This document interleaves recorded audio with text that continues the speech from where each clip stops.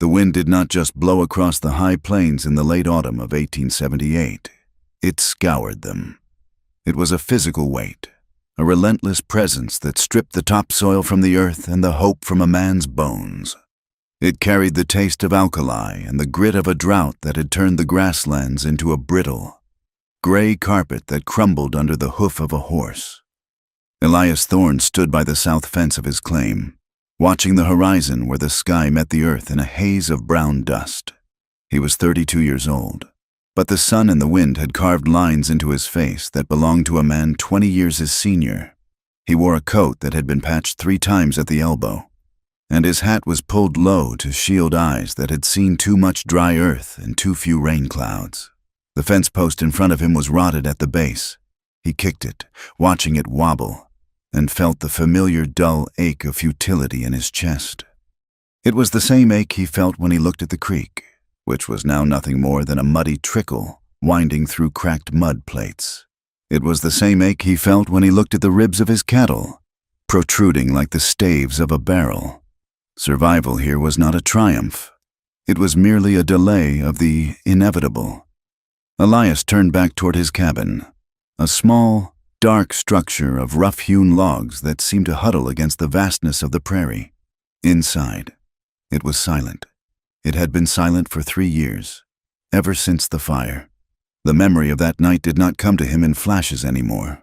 It was a constant, low-grade fever in his blood.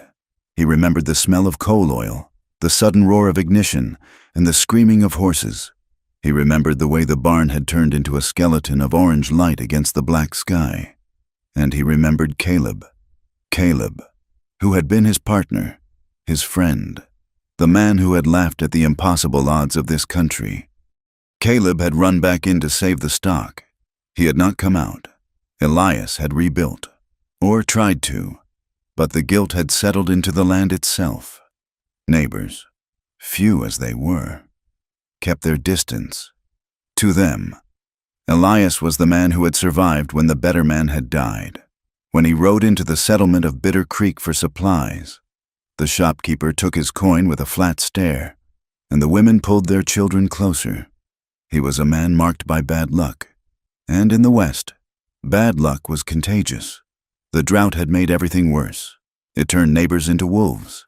Men guarded their water rights with shotguns, and cattle found wandering on the wrong side of a fence were shot rather than returned. Rumors began to drift in with the dust. Travelers spoke of a band of indigenous people, a splinter group of the Arapaho, or perhaps the Cheyenne, moving through the Badlands to the west. They were said to be guarding a hidden spring in a narrow pass, a place where the water still ran deep and cold. The settlers spoke of them with a mixture of fear and contempt, calling them savages and thieves. But the traders, men who moved between the worlds with no loyalty to either, whispered a different truth. They said the tribe was starving. They said the soldiers had pushed them off the buffalo ranges, and the drought had taken the rest. Elias looked at his herd. There were only 40 head left, and they were dying. Their tongues were swollen, their eyes dull. If he did not find water soon, he would have nothing. And if he had nothing, the guilt that kept him alive, the obligation to make something of this land for Caleb's memory, would finally consume him. He saddled his horse, a roan gelding named Blue. The next morning, before the sun had fully crested the eastern ridge, he packed a canteen that was only half full, a small sack of dried beef, and his Winchester rifle. He told himself it was necessity. A man had to water his stock. It was not greed to want to keep a living thing alive. But as he tightened the cinch, he knew he was lying. He was riding toward the Badlands because he was desperate, and desperation made men do things that looked a lot like madness. He rode west, away from the settlement, away from the known markers of his world. The grass thinned out, replaced by sagebrush and twisted juniper. The ground became harder, rising into broken bluffs of red and ochre stone. The heat, even in late autumn, was oppressive. It radiated from the rocks, baking the moisture out of the air. By noon, the landmarks had changed. The familiar peaks were behind him, and ahead lay a labyrinth of canyons and shadows. He was in disputed territory now. This was land that the treaties said belonged to the tribes. But the treaties were paper. and paper burned easily. Elias found tracks near a dry wash, unshod ponies, travois marks dragging in the sand. They were fresh. He should have turned back. Every instinct he had, every story he had heard about the brutality of the frontier, screamed at him to turn Blue around and ride until the horse lathered. He kept going. He licked his cracked lips and nudged the horse forward. The ambush did not happen with a war whoop. There was no thunder of hooves, no cinematic charge. It happened with the cold efficiency of a predator snapping its jaws. Elias was guiding Blue through a narrow cut in the rock, his eyes scanning the rim for the rumored spring. He heard the click of a hammer being cocked. It was a small sound, dry and mechanical, but in the silence of the canyon, it sounded like a thunderclap. He froze. "Get down," a voice said. It was not English, but the motion of the rifle barrel emerging from the brush made the meaning clear. Elias raised his hand slowly. He looked up. 2 men stood on the ledge above him. They were gaunt, their ribs showing through their deerskin vests, but their eyes were sharp and hard. Another man stepped out from behind a boulder directly in front of him. He held an old army repeater, the woodstock scarred and taped. "Water," Elias said, his voice rasping. "I am just looking for water." The man in front did not blink. He stepped forward and grabbed Blue's bridle. In one fluid motion, he yanked the horse's head down. Another man appeared at Elias's stirrup, grabbing his coat and hauling him out of the saddle. Elias hit the ground hard. The dust puffed up around him, choking him. He tried to scramble up, his hand reaching for the knife at his belt, but a moccasined foot kicked his wrist, sending a jolt of pain up his arm. The knife skittered away across the stones. They did not beat him. They did not yell. They simply overwhelmed him with numbers and dehydration. They bound his hands behind his back with rawhide thongs that cut into his skin. They took his rifle, his knife, and his canteen. The man with the repeater took a long drink from the canteen, watching Elias with flat, dark eyes, then poured the rest onto the thirsty ground. It was a cruelty that stung worse than a blow. They forced him to walk. The journey into the camp took hours. Elias stumbled over loose shale and thorny brush, his boots sliding on the steep inclines. The sun hammered the back of his neck. His tongue felt like a piece of felt in his mouth. The camp was hidden in a deep bowl of the canyon, invisible until they were right on top of it. It was not the romantic image of the noble savage that the dime novels in the East liked to peddle. It was a place of desperation. Smoke hung low and heavy, stinging the eyes. The lodges were patched with mismatched hides and canvas stolen from wagons. Elias saw the people as he was shoved through the center of the encampment. They watched him with a silence that was louder than screaming. He saw elders sitting by dying fires, their skin hanging loose on their frames. He saw women scraping hides with dull tools, their movements slow and exhausted. But it was the children that chilled him. They did not run. They did not play. They sat in the dirt, too quiet, their eyes huge and dark, watching the white man who represented the people who had taken their buffalo and their river. He was brought before the largest lodge. A man sat there on a buffalo robe, cleaning a knife with a slow, rhythmic motion. This was the war chief. He was a man of perhaps 50 winters, his hair streaked with gray, his face a map of deep creases. He wore a simple shirt of calico, stained and faded, and leggings of buckskin. There were no feathers, no paint, just the weight of authority and the heavy burden of keeping his people alive one more day. The captors forced Elias to his knees. The chief looked up. His eyes were like flint. He did not speak immediately.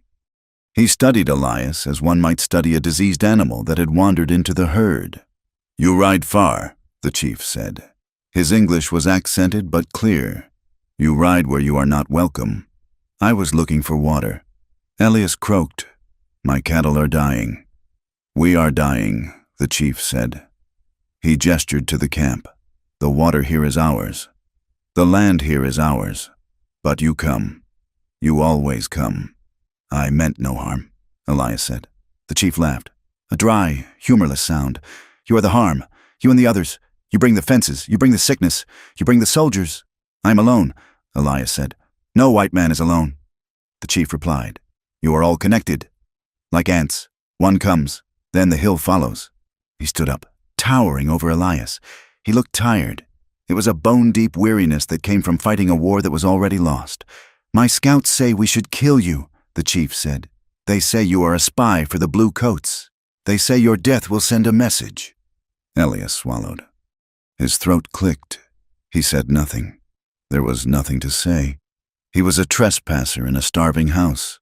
But death is easy, the chief continued. He paced a small circle around Elias. And death does not feed my people. Death does not buy us time. He stopped in front of Elias and leaned down. I have a daughter, the chief said. Elias blinked, confused by the sudden shift. She is difficult, the chief said. He chose the word carefully. Among my people. There are stories about her. They say she is cursed. They say she brings the fire and the fever. The young men fear her. The old women spit when she passes. She has no husband. She will never have a husband among us. She is a burden to the tribe, and we can carry no more burdens. Elias stared at him. What are you saying? The chief's face hardened. I am offering you a trade, a life for a life. You will take her. You will make her your wife. You will take her to your house of logs, and you will keep her. Elias felt a cold shock run through him. You want me to marry her? I want her gone, the chief said brutally. And I want you to live to suffer the bargain. If you refuse, my men will stake you to the anthill, and we will watch the sun dry you into leather. This isn't a marriage, Elias protested, his voice rising. This is coercion. You can't just give a woman away like a horse. In this world, survival writes the rules, the chief snapped. Do you want to live, rancher, or do you want to die on this ground with your morality intact? Elias looked around the circle of warriors. Their hands rested on their weapons. There was no pity in their faces. Show her to me, Elias said. The chief nodded to a woman standing near the entrance of a smaller lodge set apart from the others. The woman ducked inside and emerged a moment later leading a figure. The figure was draped in a heavy blanket. Despite the heat, a veil of thick, woven cloth covered her head and face completely. She walked with a stiff, halting gait. She did not look at Elias. She did not look at anyone. The crowd parted around her, leaving a wide berth. Elias saw a mother pull her child back as the veiled woman passed. She stood 10 feet away. She was small, slight of build. Her hands were hidden beneath the blanket. That is her, the chief said. Her name is Nady, but you will call her wife. Why is she veiled? Elias asked. The chief ignored the question. Tomorrow, when the sun is high, you will speak the words. You will take her, and if you ever return her, if you ever cast her out, my scouts will find you, and they will not be kind. Elias was dragged away to a small, isolated shelter on the edge of the camp. They tied his hands to a center post. He was given a ladle of water, which he drank greedily, spilling it down his chin. Night fell. The wind picked up, scraping across the dry earth with a sound like sandpaper. Elias sat in the darkness, his shoulders aching. He thought of his cabin. He thought of the silence there. He thought of the fire. He realized then that nobody was coming for him. There was no sheriff, no cavalry, no neighbor who would notice he was gone for days. He was entirely alone. Through the gap in the lodge flap, he saw a figure standing by the dying embers of a fire. It was the veiled woman. She was alone. The guard assigned to her sat 20 paces away, his back turned, as if looking at her was painful. She stood rigid. She brought a hand out from under the blanket to adjust the veil. In the firelight, Elias saw the hand clearly. It was scarred. The skin was shiny and tight. The fingers curled slightly inward as if the tendons had been shortened. It was a hand that had known terrible heat. She took a breath, and even from this distance, Elias could see her shoulders rise and fall rapidly, shallow and sharp. She was terrified. She was a woman surrounded by her own kin, yet treated like a leper. Elias closed his eyes. He wondered what kind of sin required such a penance. The morning of the ceremony was gray and cold. A low fog clung to the canyon floor. The tribe gathered, but there was no feasting. There were no drums of celebration. The mood was heavy, like a funeral. Elias was untied and brought to the center of the camp. His wrists were raw and bloody. He stood before the chief. The veiled woman stood next to him. She smelled of sage smoke and something else, something medicinal and sharp, like old sorrow. She was trembling. He could feel the vibration of it in the air between them. The chief spoke in his own tongue first, addressing the sky in the 4 directions. Then he turned to Elias. "You take this woman," the chief said in English. "You take her curse. You take her burden. It is no longer ours. I take her," Elias said. The words tasted like ash. "Lift the veil," the chief commanded. "A husband must see his wife." Elias turned to her. She flinched as he raised his hands. It was a small movement, a pulling back of her head, but it spoke volumes. She expected to be struck. "I am not going to hurt you," Elias whispered. He reached out. His fingers brushed the rough wool of the veil. He paused for a heartbeat, looking at the covered shape of her head. Then, with a slow, deliberate motion, he lifted the fabric and folded it back. Time seemed to stop. Elias froze. His breath caught in his throat. The woman's face was a map of agony. The left side was smooth, pale, with an eye that was dark and intelligent. But the right side was a ruin. Severe burn scars twisted the skin from her temple down to her jawline, pulling the corner of her mouth into a permanent, tight grimace. The ear was gone, replaced by a knot of healed tissue. The skin was mottled, pink and white and angry red. A landscape of melted flesh that had healed but never truly recovered. It was the signature of fire. Elias stared. He knew this damage. He had seen it on the livestock he had shot to put out of their misery. He had seen it on the blackened beams of his barn. A memory slammed into him. The night of the fire 3 years ago. The wind had been blowing hard, just like today. The sparks from his burn pile had jumped the break. They had raced across the dry grass faster than a horse could run. The fire had swept toward the settlement, toward the trader's outpost where the local tribe sometimes camped to barter. He had thought the fire died out in the creek bed. He had never gone to check. He had been too busy burying Caleb. He looked at her. She was young, perhaps 20. 3 years ago, she would have been 17. She was looking at him with her one good eye, and the damaged one which could not fully close. She was bracing herself. She was waiting for the recoil. She was waiting for the look of disgust that she had seen 1,000 times. Elias felt the instinct to pull back. It was natural. The human mind rejected deformity, but he caught himself. He looked at her eye, the one that was steady and terrified. He saw the human being trapped behind the scar tissue. He realized that if he recoiled now, he would kill whatever spirit she had left. He forced his face to remain still. He forced his hands to lower the veil gently to her shoulders, leaving her face exposed to the air but framing it with a strange sort of dignity. She blinked, surprised. The chief watched them closely. "She is your life now," the chief said, his voice dropping to a low growl. "If you harm her, we kill you. If you abandon her on the prairie, we kill you. If you shame her, if you let others mock her and do nothing, we kill you." Elias looked at the chief. He understood now. This was not just getting rid of a curse. This was protection. The chief could not protect her from the scorn of his own people, who saw her as a bad omen. But he could force a white man, a man already guilty, to be her shield. It was a punishment for Elias, yes, but it was a desperate, twisted act of love for the daughter. "I understand," Elias said. The chief signaled to his men. 2 horses were brought forward. One was blue. His saddlebags returned but lighter.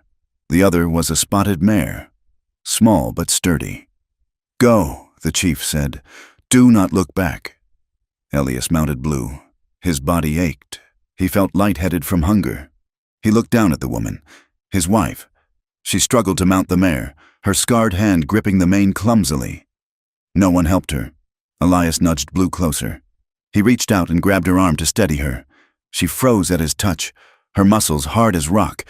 "Easy," he said softly. She pulled herself up. She adjusted her blanket to hide her face again. pulling the veil forward until only her eyes were visible. They rode out of the canyon in silence. The warriors watched them go, standing like stone sentinels on the ridges. They rode for hours, putting miles between themselves and the camp. The landscape opened up, turning from red rock back to the gray, wind-scoured grasslands.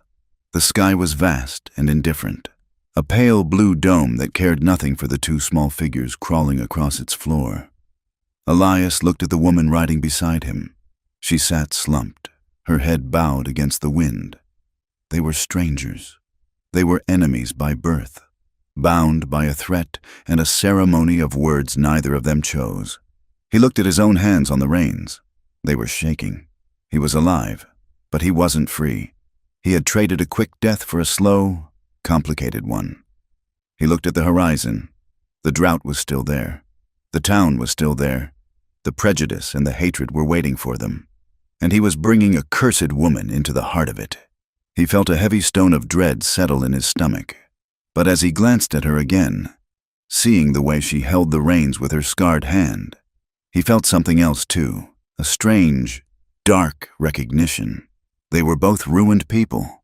And now, for better or worse, they belonged to the road ahead. "Let's go home," he said to the wind.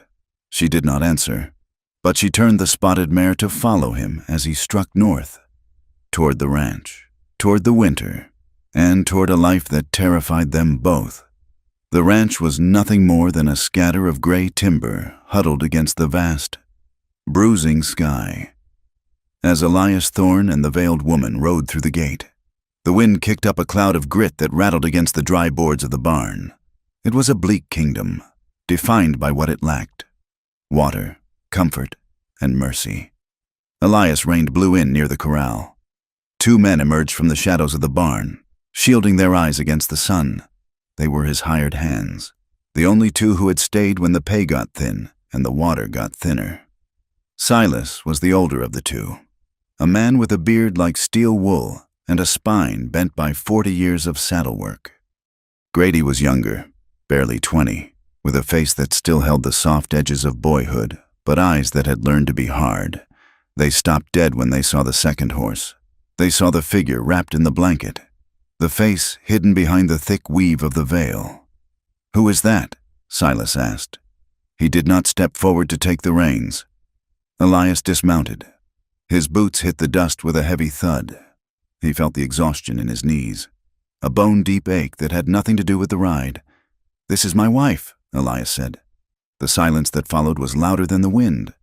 Grady's mouth opened, then snapped shut. Silas squinted, his gaze shifting from Elias to the woman on the spotted mare. "Your wife," Silas repeated. He said the word like it was a foreign coin he suspected was counterfeit. "Since when?" "Since 2 days ago," Elias said. He walked to the mare and reached up to help her down. She did not take his hand. She slid off the saddle on her own, landing lightly, though he saw her knees buckle slightly before she locked them straight.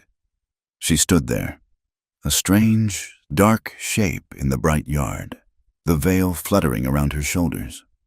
Silas took a step back, wiping his hands on his trousers. "Is she Indian?" "She is from the camp in the Badlands," Elias said. He began to unsaddle Blue, his movements sharp and angry. He did not want to explain. He did not want to see the look that was forming on their faces. Grady let out a short, nervous laugh. "You brought a squaw here? Boss, they're starving. They're raiding folks. You bring one here. You bring the whole tribe down on us." "She isn't a raid," Elias said, tossing the heavy saddle onto the rail. "She is my wife. Her name is Nadie. She got a face under that rag?" Grady asked, stepping closer, curiosity warring with his prejudice. Elias turned. The motion was fast, a sudden release of the tension that had been coiling inside him for 48 hours. "Back off, Grady." "I'm just asking," Grady said, raising his hands but sneering. "Why's she hide it? She got the pox? She a leper?" Silas spat into the dust. I heard talk about a woman over there. Cursed, they say. Bringing fire, bringing sickness. You bring a curse onto this land, Elias, and the drought ain't gonna be the thing that kills us. Elias walked over to them. He stopped 2 feet from Silas. He was not a big man, but in that moment, he felt dangerous. "This is the way it is," Elias said, his voice low and flat. "She lives here. She eats at my table. Nobody touches her, nobody insults her, nobody spreads stories about her when they go into town for whiskey. And if we do," Grady challenged, though his eyes darted away. "Then you ride," Elias said, "and you ride without your back pay." Silas stared at him for a long moment, chewing on his tobacco. Then he shook his head.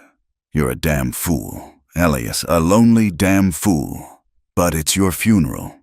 The men turned and walked back into the barn, muttering. Elias stood in the wind, feeling the isolation settle around him like a second skin. He turned to Nadie. She had not moved. She stood near the mare, her head bowed, her hands hidden beneath her blanket. She had heard every word. She knew exactly what she was: a trespasser, a threat, a monster. "Come on," Elias said. He led her to the cabin. It was a single room with a loft, built of pine logs chinked with mud. Inside, it smelled of stale coffee, wood smoke, and the musty scent of a bachelor's life. There was a cast-iron stove in the corner, a table with 2 mismatched chairs, and a narrow bed covered in a buffalo robe. He opened the door and stood back. She hesitated on the threshold. She looked at the dark interior as if it were a cage. Then, with a shallow intake of breath, she stepped inside. Elias closed the door, shutting out the wind. The silence in the room was immediate and suffocating. "You can put your things there," he said, pointing to a wooden chest at the foot of the bed. She did not move. She stood in the center of the room, turning slowly, looking at the walls, the rifle on the rack, the small window that let in a square of gray light. She looked trapped. Elias took off his hat and ran a hand through his dirty hair. He felt a sudden surge of resentment. He had not asked for this. He had gone for water and come back with a ghost. He looked at her, this silent, veiled burden, and he hated the chief for forcing this on him. Then he looked at the rigid line of her shoulders, the way she held her breath, and he hated himself for the resentment. She had had less choice than he did. "I'll sleep on the floor," he said. She turned her head toward him. The veil shifted. "The bed is yours." He continued, "I have plenty of blankets. I'll make a pallet by the stove." She did not speak. She simply nodded. Once. That first night was an exercise in tension. Elias lay on a pile of blankets near the stove, staring at the dark beams of the ceiling. The wind howled outside, rattling the shutter. Across the room, on the bed, Nadie lay perfectly still. She had not removed her clothes. She had not removed her boots. She had curled onto the mattress like a feral thing expecting to be kicked. Elias knew she was awake. He could hear the rhythm of her breathing. Too fast, too shallow. He knew, without looking, that she had a knife. He had seen the shape of it under her sash. She was waiting for him to come to her. She was waiting for the payment the chief had promised. "I am not coming over there," Elias said into the dark. The breathing stopped for a second, then resumed. "Sleep?" he said. She did not sleep. Neither did he. The days that followed fell into a brittle routine. The ranch did not pause for trauma or ceremony. There were fences to mend, cattle to push toward the remaining patches of dry grass, and wood to be chopped. Elias expected her to hide in the cabin. He expected her to be helpless, a creature of the lodge who did not understand the tools of a settler. He was wrong. On the second morning, he came back from the barn to find her outside. She was at the wood pile. She had found the axe. She was swinging it with a grim, practiced efficiency. She did not swing with her shoulders, but with her back and hips, splitting the knotty pine with clean, sharp strokes. He stopped and watched her. She was still veiled, the fabric tied back slightly to allow her to see the wood. She wore a man's work shirt she must have found in the trunk, cinched at the waist with a rope. She moved like someone who was used to working while exhausted. She moved like someone who expected to be watched and blamed if the work was not done. She saw him and stopped mid-swing. She lowered the axe immediately, stepping back, her head lowering. "You don't have to do that," Elias said. Wood is needed, she said. Her voice was raspy, unused. It was the first time she had spoken since the wedding. I can do it, he said. You have cattle, she replied. She did not look at him. She picked up a split log and stacked it against the wall. The stack was perfectly square, tight and stable. Elias watched her for a moment longer, then nodded. Keep the axe sharp. Then, the stone is in the shed. He turned and walked toward the pasture. He felt a strange shifting in his chest. She was not a guest. She was not a prisoner. She was a hand. And on this land, a hand was worth more than a wife. But the ranch hands were not so easily won. Silas and Grady gave her a wide berth, crossing themselves when she passed. They would not eat in the cabin anymore. They took their beans and coffee out to the bunkhouse, muttering about witchery. Elias tried to ignore it, but the poison was in the air. One evening, he sat at the table mending a bridle. Nadie was at the stove, stirring a pot of stew. She had taken over the cooking without asking, and the food was simple but better than anything Elias had made for himself. He watched her back. She was tense. She flinched every time the wood in the stove popped, if he shifted in his chair. She froze, her head tilting slightly as if calculating the distance between them. She had learned to expect harm even from the quiet. Nadie, he said. She spun around, the wooden spoon raised like a weapon. The stew splashed onto the hot iron, hissing. He held up his hands. Just the salt. I was going to ask for the salt. She lowered the spoon slowly. She reached for the crock and placed it on the table, sliding it toward him without touching his hand. Thank you, he said. She went back to the stove. Why do you wear it inside? He asked. The veil. The silence stretched. It is better, she said. Better for who? For you, she answered. Elias looked at her. He remembered the face he had seen for those few seconds in the canyon. The melted skin, the missing ear, the map of pain. I am not afraid of scars, Elias said. You are a man, she said, her back to him. Men look. Then they turn away, or they stare. I do not want to be stared at. I won't stare, he said.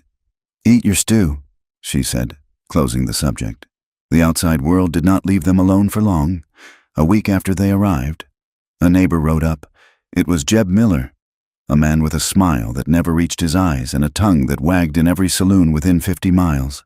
He came asking for the loan of a post-hole digger, but his eyes were scanning the yard, the windows, the porch. He saw her. Nadie was on the porch, shaking out a rug. She froze when she saw the rider. She dropped the rug and retreated into the dark of the cabin, but it was too late. Jeb whistled low. So it's true.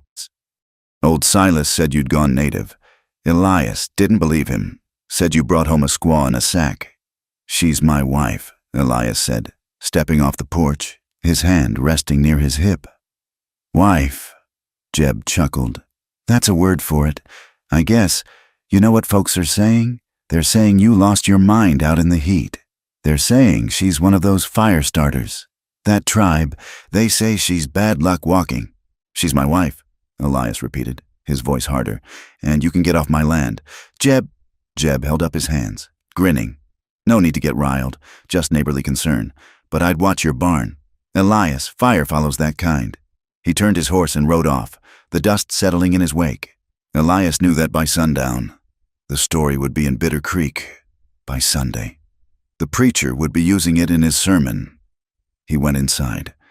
Nadie was standing in the corner, pressed into the shadows. She was shaking. He's gone, Elias said. He will talk. She whispered, let him talk. Talk brings men, she said. Men bring torches. Elias looked at her. He saw the genuine terror in her posture. This was not paranoia. This was memory. I won't let them, he said. He began to leave small things for her, practical kindnesses. He noticed her boots were worn through, so he found an old pair of his, stuffed the toes with wool, and left them by the bed. He brought in a bucket of fresh water from the pump so she wouldn't have to carry it. He did not wait for thanks. He did not want her to feel she owed him. She began to test him. It was subtle at first. One afternoon, He came back to the cabin and found the door unlatched. It was swinging in the wind. He walked in and saw her sitting on the bed, watching him. She was waiting to see if he would bolt it from the outside, if he would lock her in like a prisoner. He closed the door and latched it against the wind, but he did not slide the heavy bolt. He took off his coat and sat down. "Wind's picking up," he said. She let out a breath she had been holding. Another time, she was handing him a hammer to fix a loose board on the porch. She held it out, her wrist exposed. He reached for it. He saw her muscles tense, waiting for him to grab her arm, to pull her in, to assert the dominance that every man she had known seemed to crave. He took the hammer by the handle, his fingers brushing hers lightly, and stepped back. "Thanks," he said. She watched him pound the nail, her head tilted. She was studying him like a new species of animal, one that did not bite when the hand was offered. Elias learned her language of fear. He learned that she covered her ear, the place where the ear used to be, whenever the men laughed loudly in the yard. He learned that she went perfectly still, like a rabbit in the grass, whenever she smelled smoke. And he learned that there were no mirrors in the cabin, and she kept the window glass covered with a cloth when the sun hit it right. A traveling trader came through 2 weeks later. He was a man named Frenchy, a peddler who sold pots and pans and gossip. He watered his mules at Elias's trough. "You have the girl," Frenchy said, packing his pipe, "the one they call the cursed daughter." Elias tightened the cinch on his saddle. "She has a name. Oui, Nadi. But the tribe, they call her Firewalker. They say she survived a fever that killed the strong, then a fire that took the lodges, then the hunger winter. They say death walks behind her, but does not take her. It takes those she loves." "Why are you telling me this?" Elias asked. "So, you know," Frenchy said, lighting a match. The match flared, and Elias saw Nady, who was by the woodpile, drop a log and scramble backward, tripping over her own feet. Frenchy laughed. "See? She remembers. Get out," Elias said. That evening, the cabin was quiet. Elias sat by the stove, watching the flames behind the grate. Nady was mending a shirt, her needle flashing in the lantern light. "The trader," Elias said. "He talks too much. He speaks what they believe," she said without looking up. "Was it a fire?" Elias asked. "The scars." She stopped sewing. The silence stretched so thin it hummed. "Yes," she said. "How?" She did not answer for a long time. Elias thought she wouldn't. He went back to cleaning his gun, the rhythmic slide of the cloth on metal filling the room. "Fire. Took everything," she said finally. Her voice was a whisper. "It took the lodge. It took my mother. It took my face." Elias looked at his hands. They were calloused, stained with oil and dirt. "I know about fire," he said. She looked at him. 3 years ago, he said, "My partner, Caleb. We were burning brush. The wind changed. Just like that. It took the barn. It took the horses. It took him." He looked up and met her veiled gaze. "I was the one who lit the match," he said. She stared at him. For the first time, he saw something other than fear in her stance. He saw a flicker of recognition. She understood the weight of a survival that felt like a theft. They needed supplies. The flour was gone, and the coffee was dust. Going to town was unavoidable. "You're coming with me," Elias said. "No," she said, retreating to the corner. "I can't leave you here alone," he said. "Not with the hands the way they are, and not with neighbors like Jeb. You're safer with me." She rode beside him, her head wrapped tight, her body rigid. Bitter Creek was a collection of false-fronted buildings along a single muddy street. As they rode in, the activity on the street slowed. People stopped. They stared. It wasn't just curiosity. It was a heavy, predatory stillness. A woman in a bonnet, the preacher's wife, stopped on the boardwalk. She looked at Nady, then at Elias, her face twisting into a mask of poisonous pity. "Mr. Thorne," she called out. "Is this the—" "Unfortunate creature."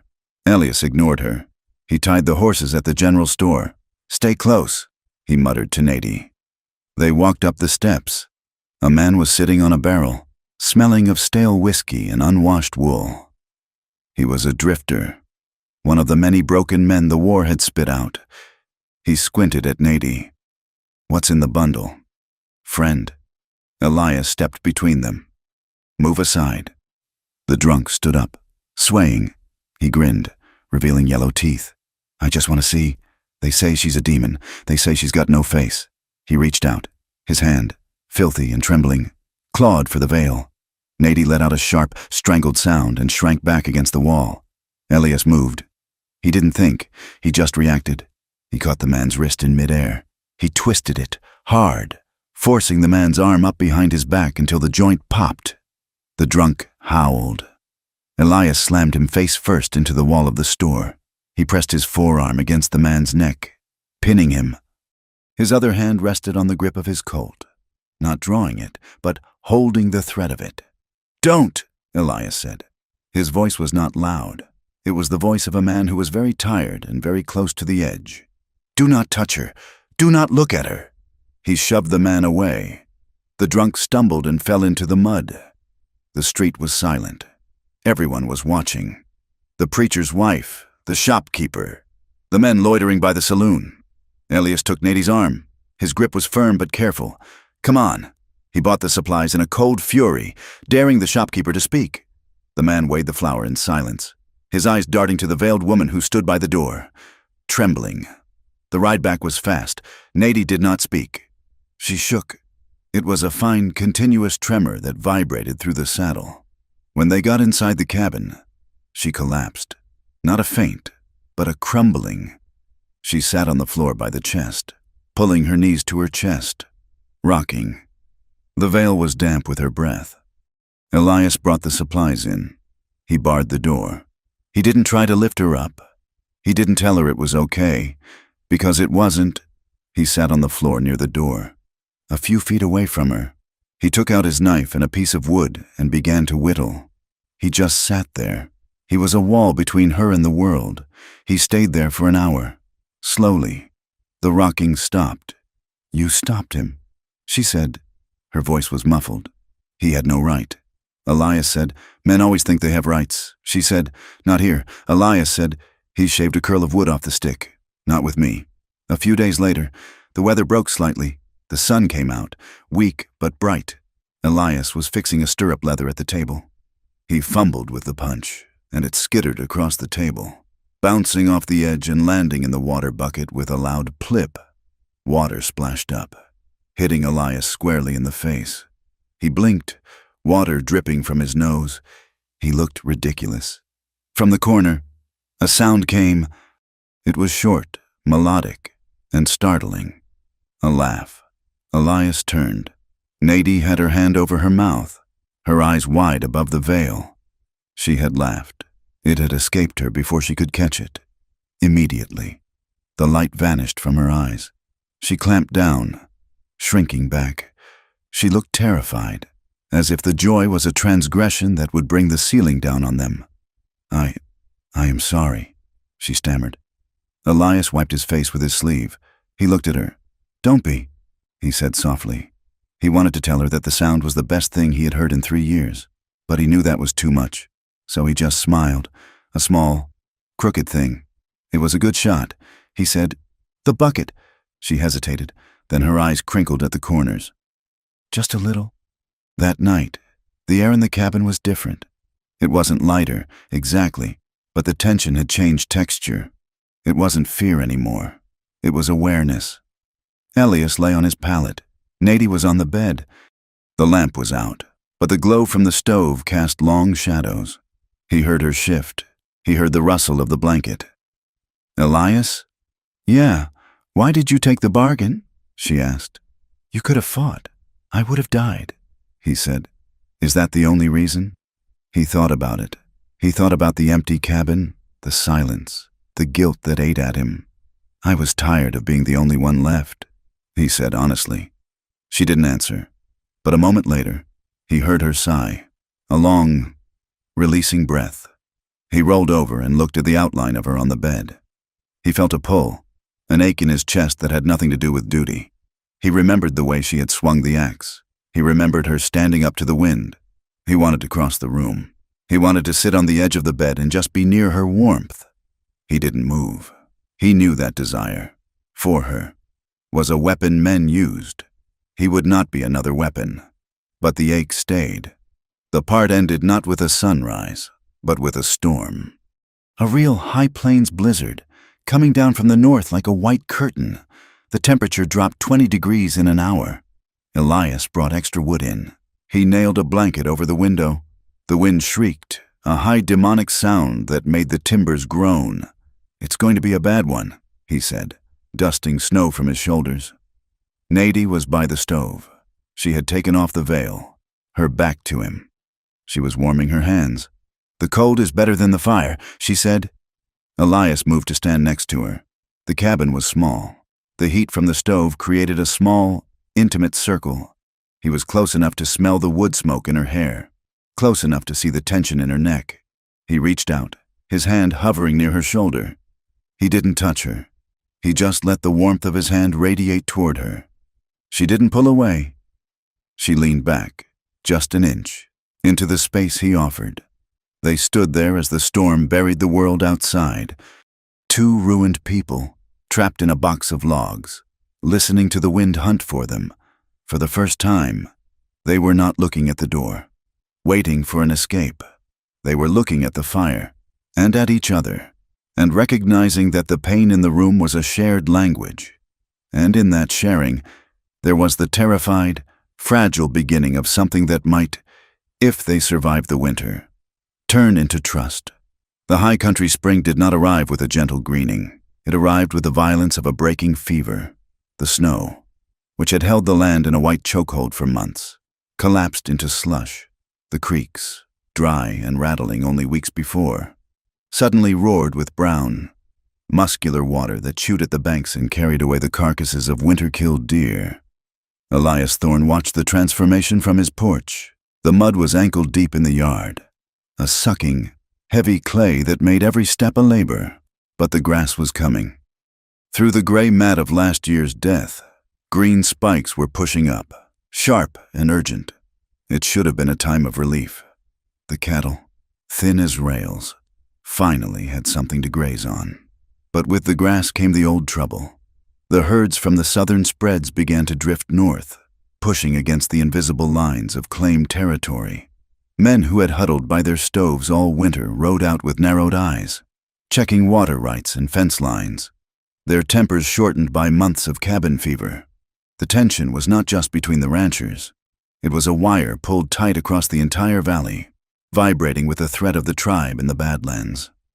3 weeks after the thaw, the riders appeared. There were 2 of them, sitting on paint ponies on the ridge overlooking Elias's cabin. They did not come down. They simply sat there, silhouettes against the bright, hard blue of the sky.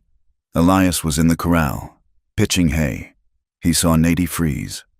She was by the well, hoisting a bucket. She did not drop it, but her body went rigid, the line of her back snapping straight. She stared up at the ridge, her face hidden behind the veil she still wore whenever she stepped outside. "Go inside," Elias said quietly. She did not move. "They are watching," she said. "Who are they?" "My father's eyes," she answered. Elias walked to the fence, resting his gloved hands on the top rail. He did not reach for his rifle. He understood, with a sudden, sinking clarity, that this was not a raid. It was an inspection. The riders stayed for 10 minutes, motionless as statues. Then, with a synchronized turn of their mounts, they vanished behind the crest of the hill. "They want to know if I am dead," Nadie said. Her voice was flat, devoid of hope. "They want to know if I kept my word," Elias corrected. He turned to look at her. She had lowered the bucket, the water sloshing over the rim onto her boots. "Your father is using us," Elias said. He realized it as he spoke. "As long as you are here, as long as you are alive and fed, he can tell his young warriors that there is a bond. He can tell the soldiers that he has a treaty with a white man. You are his shield. And if I die?" she asked. "Then the shield breaks," Elias said, "and the war comes." The weight of it settled on them. They were not just a man and a woman trying to survive a hard patch of ground. They were the hinge upon which the peace of the valley swung. The pressure from the white world was less subtle. A week later, Elias rode into town for seed. The atmosphere in Bitter Creek had shifted. The winter lethargy was gone, replaced by a sharp, aggressive energy. Men stood in knots on the boardwalks, talking loudly. He ran into Clay Hatcher outside the livery. Hatcher was a big man, broad across the shoulders, with a face that flushed red easily. He ran the largest spread to the south, and he had been trying to organize a protection committee since the first snow fell. "Thorn," Hatcher called out. He stepped into Elias's path, blocking the doorway. "We missed you at the meeting last night." "I didn't know there was one," Elias said, though he suspected he had been pointedly excluded. "We're organizing," Hatcher said. "Boys are tired of losing stock, tired of wondering if they're going to wake up with their scalps on. We're putting together a rotation, patrols, checking the passes. I have my own land to worry about," Elias said, trying to step around him. "That's just it," Hatcher said, moving to block him again. His voice dropped, losing its false geniality. "Your land is the problem. Elias, you got a guest up there. She is my wife," Elias said. The words came out automatic and hard. "She is a spy," Hatcher spat. "Don't think we don't see them riders up on your ridge. They're checking in with her. She's signaling them, telling them where the weak herds are." "That is a lie," Elias said. "Is it?" Hatcher stepped closer, smelling of tobacco and sweat. "You sleep with a savage. You wake up with fleas, Thorn, but you're putting the rest of us at risk. You get rid of her, or we might decide you're part of the threat." Elias looked at Hatcher. He looked at the men watching from the porch of the hotel. He saw the same look he had seen on the faces of the tribal elders, fear masked as righteousness. "If you come onto my land," Elias said, his voice low and steady, "you ride in through the gate. If you cut my fence or threaten my house, I will treat you like any other predator." He pushed past Hatcher. He felt the eyes of the town boring into his back. He bought his seat in silence, the shopkeeper barely meeting his gaze. When he rode out, nobody waved. He was alone. The isolation he had felt for 3 years was now absolute. Back at the cabin, the silence was different. It was no longer the silence of strangers avoiding each other. It was the silence of a bunker. Nadie sensed the shift. She saw the way Elias checked the horizon before unbarring the door. She saw the way he cleaned his Winchester every night, dismantling it and oiling the action until it was slick and silent. She began to speak more. It started as a necessity, warnings about the weather, questions about the stock, but it grew into something else. One evening, while they sat by the fire mending harness leather, she pointed to the needle in his hand. "B," she said. Elias looked up. "What?" "B," she repeated. "It is the word for the metal." "The needle." Elias repeated the sound. It felt strange in his mouth, guttural and soft at the same time. "B." She nodded. She pointed to the fire. "Coo, coo," Elias said. It became a quiet ritual. Every night, she gave him a word. It was a bridge she was building, plank by plank. It was an intimacy that didn't require touch, a way of letting him into her mind without exposing her body. "Why do they call you cursed?" Elias asked one night. He didn't look at her. He kept his eyes on the leather he was punching. She hesitated. The fire popped, a spark shooting against the screen. "Because they were hungry." She said. Elias waited. "After the sickness, the winter was hard." She said softly. "The buffalo were gone. The babies were crying.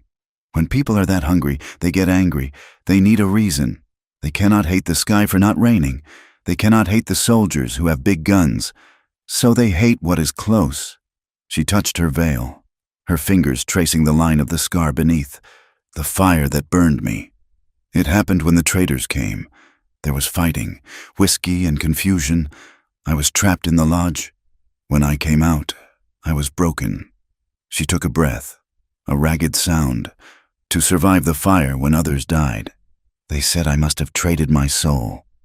They said I ate the luck of the tribe to save my own skin. It is easier to blame a scarred girl than to admit the world is ending." Elias set the harness down. He looked at her, seeing the terrifying logic of it. She was a vessel for their grief. "It is the same in town," Elias said. "They need a monster. If they have a monster, they don't have to look at their own greed." He stood up and walked to the window, looking out at the dark. "I can't promise it will get better," he said, "but I can promise that in this house. You are not a curse. You are just a woman." She did not answer, but he saw her head bow, not in shame, but in something like relief. The violence, when it came, was precise and staged. 2 days later, Elias found the fence cut in the north pasture. It wasn't just cut. The wire had been snipped clean and coiled back. 30 head of calves were gone, but it was what was left behind that made his blood run cold. 2 arrows were driven into the ground, crossing each other. A strip of red cloth, patterned like tribal weaving, was tied to a post. It was clumsy. It was theatrical. Silas and Grady rode up as Elias was staring at the arrows. "See?" Grady shouted, his face pale. "I told you, they're raiding us. They left their mark." Elias pulled the arrows from the ground. The fletching was wrong. The feathers were turkey, glued on crookedly, not bound with sinew the way the Arapaho did it. This wasn't them. Elias said, "Don't be blind." "Boss," Silas yelled. "They took the calves. This is war. Go back to the barn," Elias ordered. "Get the rifles. Watch the house." "I ain't watching no house with that witch inside," Grady spat. "Do as I say," Elias roared, his voice cracking like a whip. "Or keep riding and never come back." The men turned their horses, muttering, and galloped toward the ranch. Elias mounted Blue. He looked toward the cabin. Nadie was standing on the porch. She had seen the commotion. He rode to her. "Get your mare," he said. She didn't ask questions. She grabbed her coat and her veil and mounted the spotted horse. They rode to the cut fence. Elias handed her the arrows. She looked at them for a second, then dropped them in the dirt with disdain. "Children's toys." She said, "Look at the tracks." Elias said. She slid off her horse and crouched in the mud. She moved with a fluidity that fascinated him. She was reading the earth like a ledger. She traced the rim of a hoof print. "Shod," she said. "Iron shoes. The tribe has some shod horses." Elias said, "Playing devil's advocate. Stolen ones." She shook her head. She pointed to another track, deeper, made by a heavy boot. "Look at the heel." She said. Elias leaned down. The impression was clear in the drying clay. There were small, distinct indentations in the heel print. "Nails," Nadie said. "Square-headed nails, like the shopkeeper sells." She looked up at him. Her eyes were fierce above the veil. "My people wear moccasins, or boots stolen from dead soldiers. They do not wear boots with nails bought in Bitter Creek. It was white men, rustlers, maybe Hatcher's men, trying to provoke a war to clear the range, maybe just thieves taking advantage of the tension. They tracked them for 5 miles. The trail led straight toward the rocky Badlands, trying to sell the lie that the cattle had been taken to the tribe. But then, at the base of a shale ridge, the tracks turned sharp east, cutting back toward a hidden box canyon that smugglers used. They stopped. The sun was dipping low, casting long, purple shadows across the scrub. "We know," Elias said. "We cannot get the calves." Nadie said, "There are too many of them. I count 6 horses." "No," Elias said, "but we have the truth." He looked at her. Her veil was dusty, her coat stained with mud. She wasn't the trembling creature he had brought home. She was a partner. He reached out and brushed a smudge of dirt from her shoulder. It was a reflexive gesture, something a man would do for a friend. She went still. She looked at his hand, then up at his eyes. "You read the ground well," he said. "I learned to look down." She said, "It is safer than looking up." They rode back in the twilight. The air was cooling rapidly, the smell of sage and damp earth rising around them. Their knees brushed as the horses walked side by side. Neither of them pulled away. That night, the cabin felt smaller. The adrenaline of the day had burned off, leaving a raw, vibrating awareness between them. They had hunted together.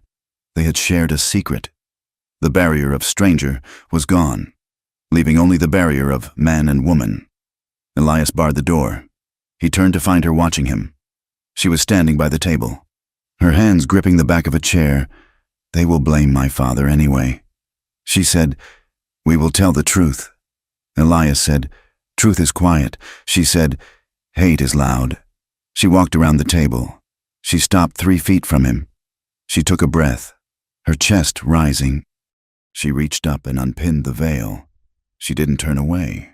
She let him look. The scars were livid in the firelight, a map of violence. But Elias didn't look at the scars. He looked at her mouth, the way her lips parted slightly. "Elias," she whispered. He felt a pull so strong it made him dizzy, but he stayed planted. He remembered the chief's bargain. He remembered the fear that lived in her bones. "Nady," he said. His voice was rough. "I need you to know something." She waited. "I made a deal to save my life," he said, "but that deal didn't include you. Not that part of you." He gestured between them. "I am not going to claim you," he said. "I am not going to take payment for bringing you here. If anything ever happens, it will be because you want it, because you choose it, and you say it." She stared at him. She looked confused, as if he were speaking a language she hadn't taught him yet. "You are a man," she said. "You have the right." "I don't want the right," Elias said fiercely. "I want the choice." He turned and went to his pallet on the floor. He lay down, turning his back to the room, his heart hammering against his ribs. She stood there for a long time. He listened to the silence. He wondered if he had just insulted her, or saved her. 2 nights later, the wind kicked up again. A storm wasn't coming, but the air was charged, electric. They were asleep, or pretending to be. A coyote howled, close to the cabin, then another, then the sound of a horse whinnying in panic from the corral. Elias was up in a second, his rifle in his hand. He threw open the shutter. Nothing, just shadows and wind. A wolf, maybe, spooking the stock. He stood by the window for 10 minutes, watching, waiting. His pulse was thumping in his neck. The threat of the rustlers, the vigilantes, the tribe. It was all out there in the dark. He turned back to the room. Nady was sitting up in bed. She was not wearing the veil. Her hair was loose, falling over her scarred cheek. "Is it them?" she asked. "No," Elias said, "just a coyote." He leaned the rifle against the wall. He was shaking slightly, the adrenaline crash leaving him weak. He sat down on the edge of the hearth, rubbing his face with his hands. "God, I'm tired," he muttered. He felt a movement, a shift in the air. Nady had gotten out of bed. She walked across the floor. Her feet were bare. She wore a simple cotton shift that shone white in the gloom. She stopped in front of him. Elias looked up. She was trembling, not with the old terror, but with something else, a need, a desperate human need to be anchored. She reached out. Her hand, the scarred one, touched his face. Her palm was rough, the skin tight, but her touch was incredibly gentle. "You are warm," she whispered. Elias closed his eyes. He leaned his cheek into her hand. The sensation was overwhelming. "Nady," he warned softly. "I am choosing," she said. Her voice shook, but the words were clear. "I am saying it." She stepped between his knees. Elias opened his eyes. He reached up and took her waist. He didn't pull her, he just held her. He felt the heat of her body through the thin cotton. He felt the frantic beat of her heart against his chest. It wasn't a romance novel moment. It was 2 people clinging to a raft in a hurricane. She bent down and kissed him. Her lips were dry. The scarred side of her mouth was stiff, but the kiss was fierce. It tasted of fear and longing and the metallic tang of survival. Elias stood up, bringing her with him. He wrapped his arms around her, burying his face in her neck. He held her as if she might break, but she held him back with a strength that surprised him. They moved to the bed. It wasn't graceful. It was a tangle of limbs and heavy breathing, a shedding of the armor they both wore. When he touched her scars, the ridge of tissue on her shoulder, the tightness of her flank, he felt her flinch. He stopped. He waited. He kept his hand there, warm and still, until the muscle relaxed, until she understood that his touch wasn't looking for perfection. It was looking for her. It was a painful sweetness. It was the ache of being seen without the need to hide. It was the relief of skin against skin in a world that was mostly thorns and wire. Afterward, the silence returned, but it was heavy now. Nadie pulled the buffalo robe up to her chin. She turned away from him, curling into a ball. Elias felt the shift, the panic, the old programming kicking in, that she was damaged, that she had been used, that he would now look at her with regret. He didn't leave the bed. He didn't retreat to the floor. He shifted closer, pressing his chest against her back. He draped his arm over her waist, his hand resting flat on her stomach. "You're okay," he whispered into her hair. She was rigid. "I am here," he said. "I'm not going anywhere. You are not a mistake." He felt a shudder run through her. Then another. She was crying, silent, shaking sobs that racked her small frame. Elias just held her. He let her weep out the years of shame. He let her cry for the girl who had burned, and the woman who had been traded. He held her until the shaking stopped and her breathing deepened into sleep. The next morning, the sun was blindingly bright. Elias woke first. He lay there for a moment, remembering. He looked at Nadie. She was asleep, her face pressed into the pillow. In the light, the scars were stark, but they didn't look like a curse anymore. They just looked like history.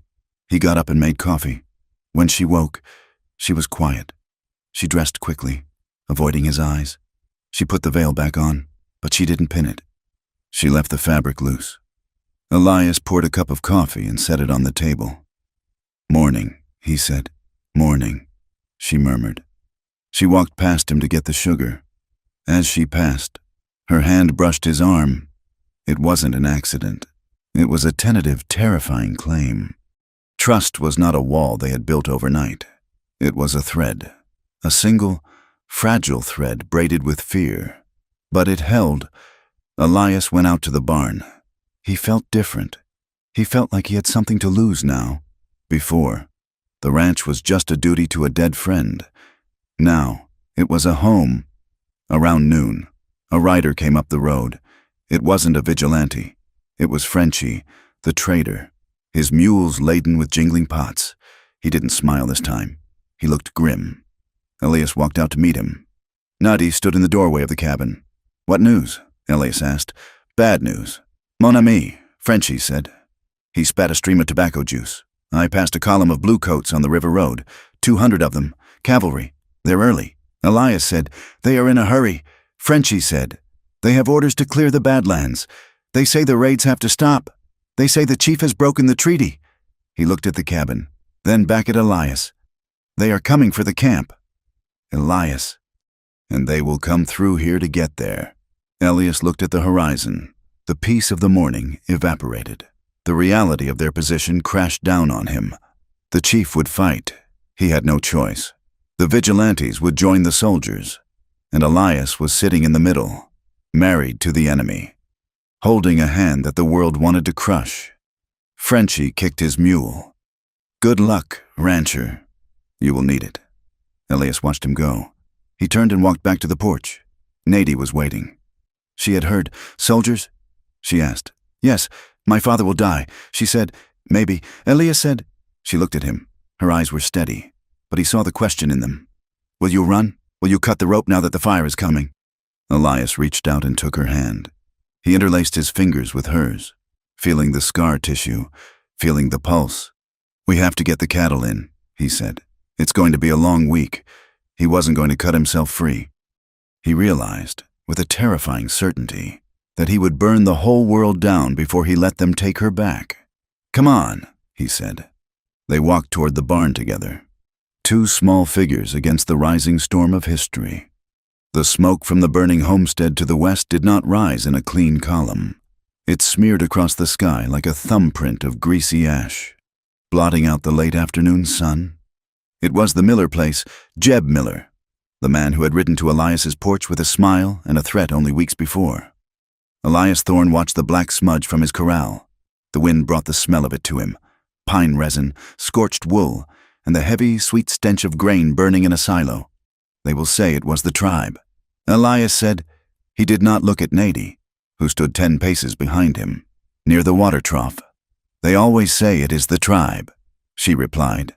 Her voice was muffled by the veil, but the tension in it was clear as a struck bell. The escalation had been swift and brutal. 2 nights ago, riders had galloped past the ranch gate. They hadn't stopped, but they had fired their pistols into the air, the flashes tearing holes in the dark. In the morning, Elias had found the words, "Devil whore," scratched into the fresh wood of a fence post with a knife. He had planed the wood smooth before Nadie could see it, but he knew she felt the hatred closing in. It was a physical pressure, like the drop in air before a hailstorm. That night, the terror came inside. Elias woke to the sound of movement. The cabin was dark, the fire banked to a low, sullen glow. He sat up, his hand automatically finding the grip of his Colt on the floorboards. Nadie was out of bed. She was walking toward the stove. She moved with a stiff, unnatural gait, her arms held out in front of her as if pushing against a heavy curtain. "No," she whispered. Her voice was thin, a child's sound, not the door, the window. Elias realized she was asleep. He rose slowly, setting the gun down. "Nadie?" She didn't hear him. She reached for the hot iron of the stove door. Her hand was inches from the metal. "The smoke," she whimpered. "It is under the door. Mama, the smoke!" Elias lunged. He caught her wrist just before her flesh touched the iron. "Nadie," he said, sharp and loud. She gasped, jerking awake with a violence that nearly threw her off balance. She stared at him, her eyes wide and unseeing for a heartbeat, pupils dilated in the gloom. Then she saw the stove. She saw Elias's grip on her arm. She collapsed. It wasn't a faint. Her legs simply gave up. Elias caught her, lowering her to the floor. She was shaking so hard her teeth clicked together. "It is here," she breathed. "I can smell it." "It is the Miller place," Elias said, holding her shoulders. "It is miles away." "No," she said, clutching his shirt. "It is inside. It is always inside." He held her until the dawn turned the window gray. She did not sleep again. The trauma was not a memory for her. It was a ghost that lived in the corners of the room, waiting for the lights to go out. 2 days later, a rider appeared on the ridge. It wasn't the vigilantes. It was a young Arapaho, barely 16, riding a rib-thin pony. He sat just out of rifle range, raising a lance with a hawk feather tied to it. "A messenger," Nadie said. She was standing on the porch, wrapped in a blanket. Elias saddled Blue. "We are going to meet him." "You go," she said. "No," Elias said. He tightened the cinch. "I am done leaving you behind." They rode out to the ridge. The boy looked at Nadie with a mixture of awe and fear, avoiding her veiled face. He spoke rapidly in the tribal tongue, his hands cutting the air with sharp gestures. "What does he say?" Elias asked. Nadie's posture stiffened. She looked at the boy, then at Elias. "He says the young men are leaving the camp at night. They are painting their faces. My father cannot hold them. They see the smoke of the white man's house, and they want to make more smoke. Tell him I know who burned the farm." Elias said, "Tell him it wasn't his people, and it wasn't the settlers. It is the men with the nailed boots, the thieves." She translated. The boy listened, his face impassive. He replied with a single, short sentence. "He says words are wind." Nadie translated. "He says if you have truth, bring it to the chief. But come now. The patience of the spear is broken." The ride to the Badlands was tense. The landscape itself seemed hostile. Sharp shale that cut the horses' hooves. Dry washes that offered no cover. When they reached the hidden camp, the mood had shifted from the despair of their first visit to a razor-edged aggression. The warriors cleaning their weapons didn't look down. They stared at Elias with open hatred. The chief sat outside his lodge. He looked older. The skin of his face hung loose, and his eyes were rimmed with red. Elias dismounted, helping Nadie down. He approached the chief, pulling a folded piece of paper from his pocket. It was a sketch he had made of the boot prints and the arrow fletching he had found. "It is a trick," Elias said without preamble. "Men from the town, criminals, are burning the farms. They are stealing the cattle. They want a war so they can take what is left of the valley." The chief looked at the paper. He didn't touch it. I know this, the chief said. Elias paused. You know, I have scouts. The chief said, I know the tracks of the men who steal. I know they are not my men. Then why do you let your warriors prepare for war? Elias demanded. If you know it is a lie, stop them. The chief looked at Nady, then back to Elias. Hunger does not listen to reason. Rancher, grief does not care about boot prints. My young men see the white men gathering. They see the hate. They want to strike first. He stood up, walking closer to Elias. I need time, the chief said. That is why I gave her to you. Elias felt a cold prickle on his neck. You gave her to me to save her. He said, to protect her from the curse. The chief let out a low, dry chuckle. It was a sound like dry leaves crushing. I gave her to you because you are a man who carries a heavy stone, the chief said. I saw it in your eyes the day you trespassed. You have the look of a man who owes a debt to the dead. Nady went very still. A guilty man is obedient, the chief continued. I knew you would not kill her. I knew you would suffer for her, because you think suffering pays your debt. And as long as you suffer, as long as you keep her, I can tell the soldiers, look, we are at peace. My daughter sleeps in a white man's house. Elias felt the air leave his lungs. You used her. You used us. I bought my people another winter, the chief said flatly. That is what a leader does. He spends lives to buy time. Elias turned to Nady. She was standing rigid, her hands clenched at her sides. She had heard every word. She had learned that her marriage wasn't a punishment for a curse, nor a desperate protection. It was a political maneuver. She was a coin spent across a counter. Nady, Elias started. She turned away from him. She didn't speak to her father. She walked to the spotted mare and mounted, sitting like a stone carving. They rode back to the ranch in a silence that was far worse than the wind. It was the silence of a bridge collapsing. When they reached the cabin, the sun was setting. The light was bleeding out of the sky, turning the grass a bruised purple. Nady went inside without waiting for him. Elias stabled the horses. He felt a restless, gnawing anxiety. The conversation with the chief had peeled back a layer of the world, revealing the cold machinery beneath. He walked to the cabin. Nady was sitting at the table, her veil removed, staring at the grain of the wood. He didn't mean it like that.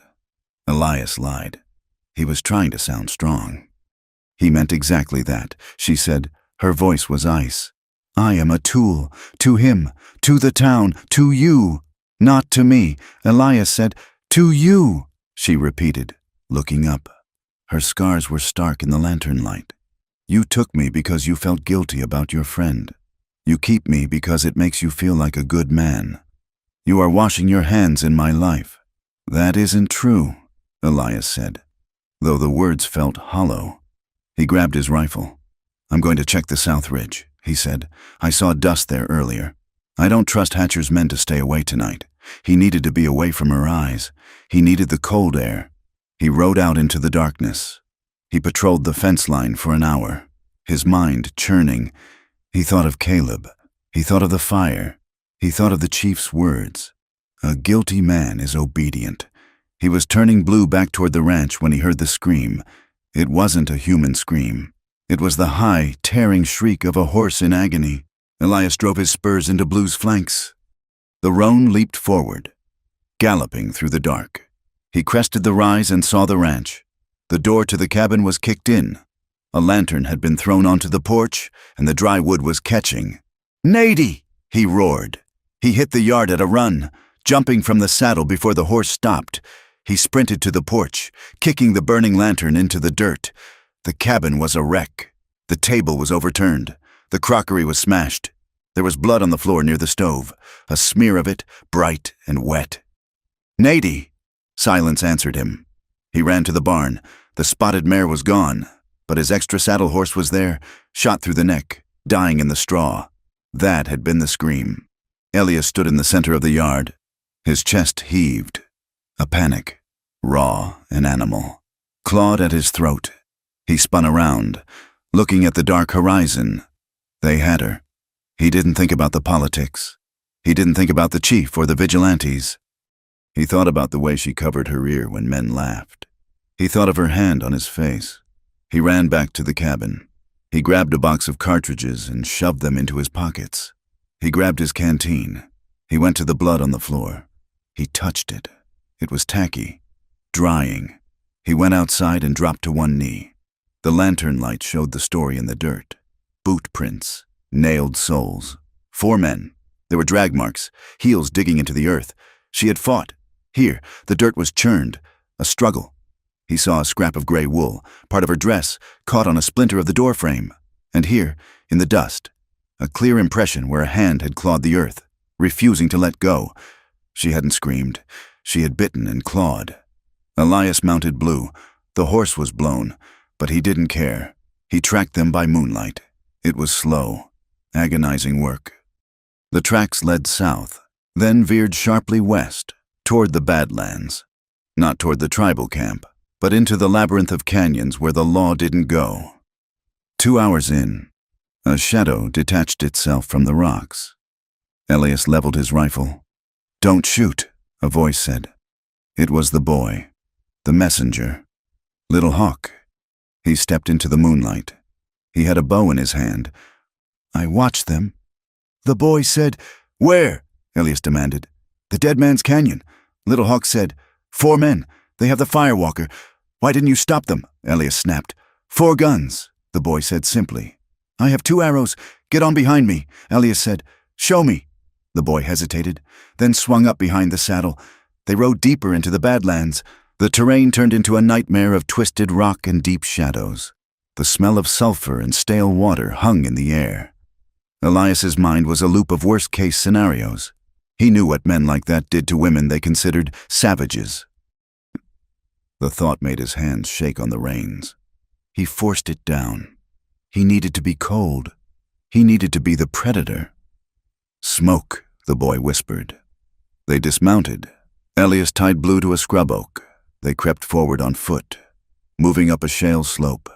Below them, in a small box canyon, a fire burned. 4 men sat around it. A bottle was being passed. Their laughter drifted up, harsh and jagged. Elias scanned the camp.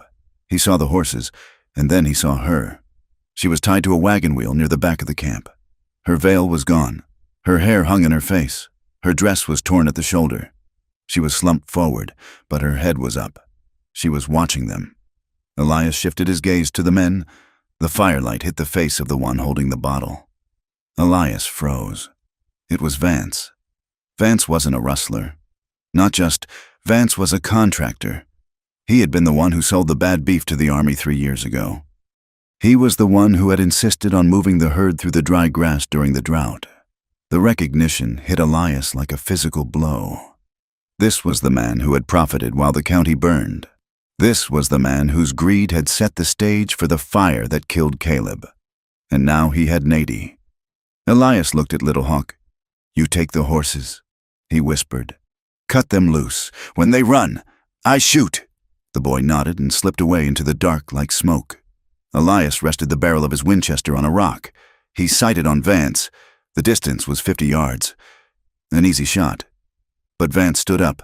He walked over to Nady. He grabbed her hair and pulled her head back. "Look at me, you freak!" Vance shouted, "Let's see what the rancher paid for." Nady didn't pull away. She lunged. She snapped her teeth at his hand. Vance cursed and backhanded her. The sound of the slap echoed in the canyon. Elias didn't wait for the horses. He squeezed the trigger. The rifle cracked. Vance spun around, his shoulder exploding in red mist. He didn't fall. He staggered, screaming. The canyon erupted. The other 3 men scrambled for their guns. Elias worked the lever. Clack bang! A man diving for a rifle crumpled. The horses panicked, tearing their picket lines. Little Hawk was there, shouting, waving a blanket. The herd stampeded through the camp, hooves churning the fire into sparks. Elias ran down the slope. He didn't feel the loose rock under his boots. He was sliding, falling, running. A man popped up from behind a saddle. Elias fired from the hip. The bullet kicked up dirt, missing. The man fired back. A bee stung Elias's ear, a bullet passing inches away. Elias dropped to a knee. He took a breath. He aimed. Bang! The man fell back. One left. Plus Vance. Elias moved through the smoke and dust. The smell of gunpowder was acrid, mixing with the metallic scent of blood. He reached the wagon wheel. Vance was there, on the ground, clutching his shoulder. He was trying to lift a pistol with his left hand. Elias kicked the gun away. He stepped on Vance's chest. "Don't!" Vance wheezed. "I know you. Thorn! I know you." Elias looked down at him. There was no mercy in him. None. He looked at Nadie. She was staring at him. Her lip was split. Her eye was swelling. But her gaze was clear. She was watching to see what he would do. Elias lowered the rifle. He drew his knife. He cut Nadie's ropes. She fell forward into his arms. She smelled of sweat and fear and the whiskey Vance had spilled on her. "Can you ride?" Elias asked. She nodded against his chest.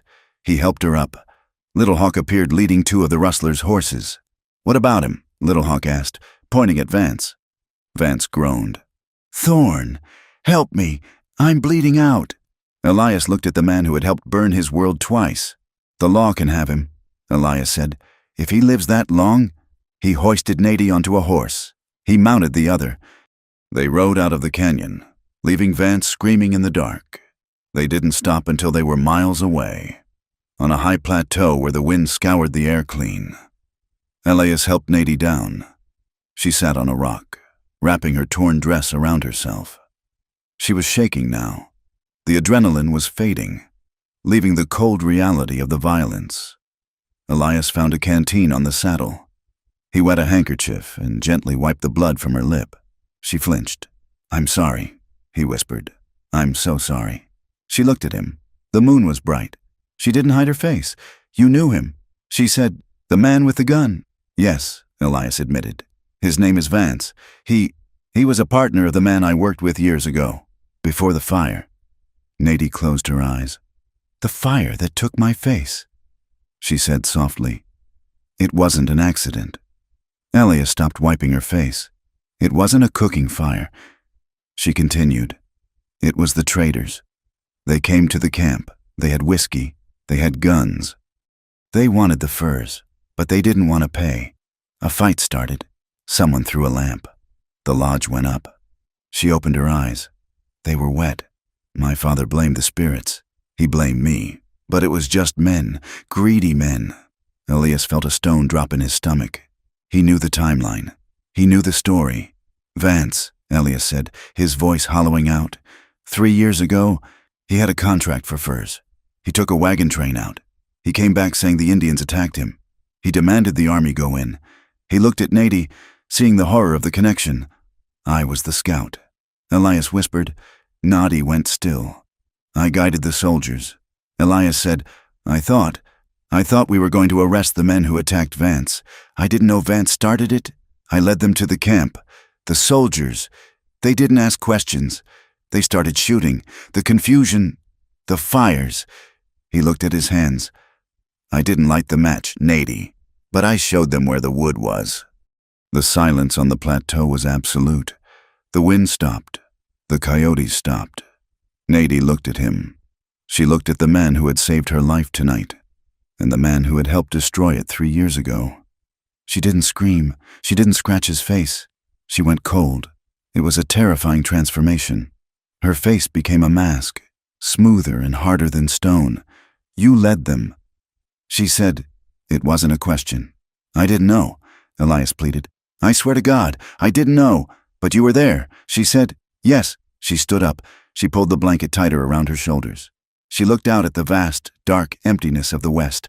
"Take me back," she said. "Nadie, take me back to the ranch." She said. Her voice was dead. Elias wanted to beg. He wanted to explain the complexity of it, the fog of war, the lies Vance had told, but he looked at her scars, the physical map of his failure, and the words died in his throat. Love couldn't erase this. Saving her tonight didn't balance the scale of 3 years of agony. "Okay," he said. They rode back to the ranch in the gray light of dawn. The cabin was still there, the door broken, the porch stained with soot. They walked inside. Elias set the chair upright. Nadie sat down. She looked at the wall. Elias stood by the door. "You are free," he said.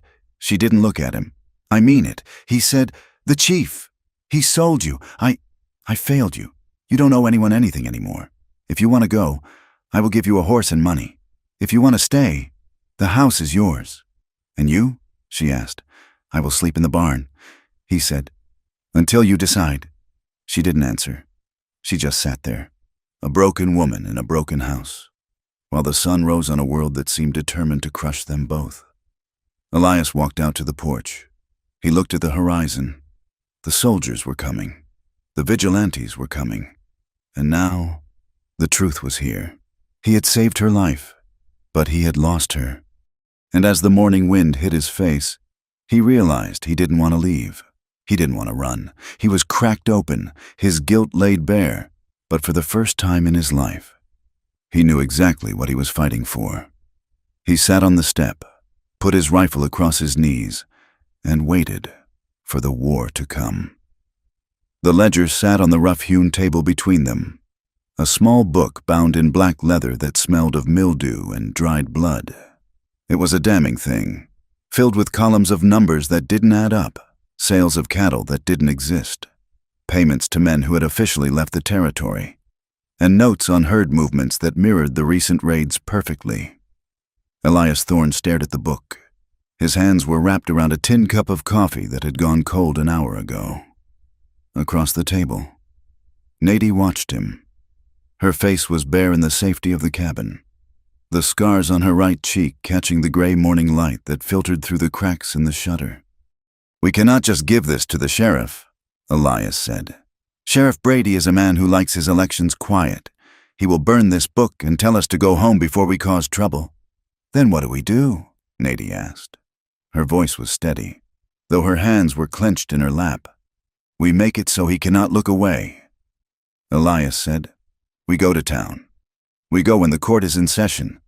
We put this book, and the branding iron, and the truth on the table in front of everyone."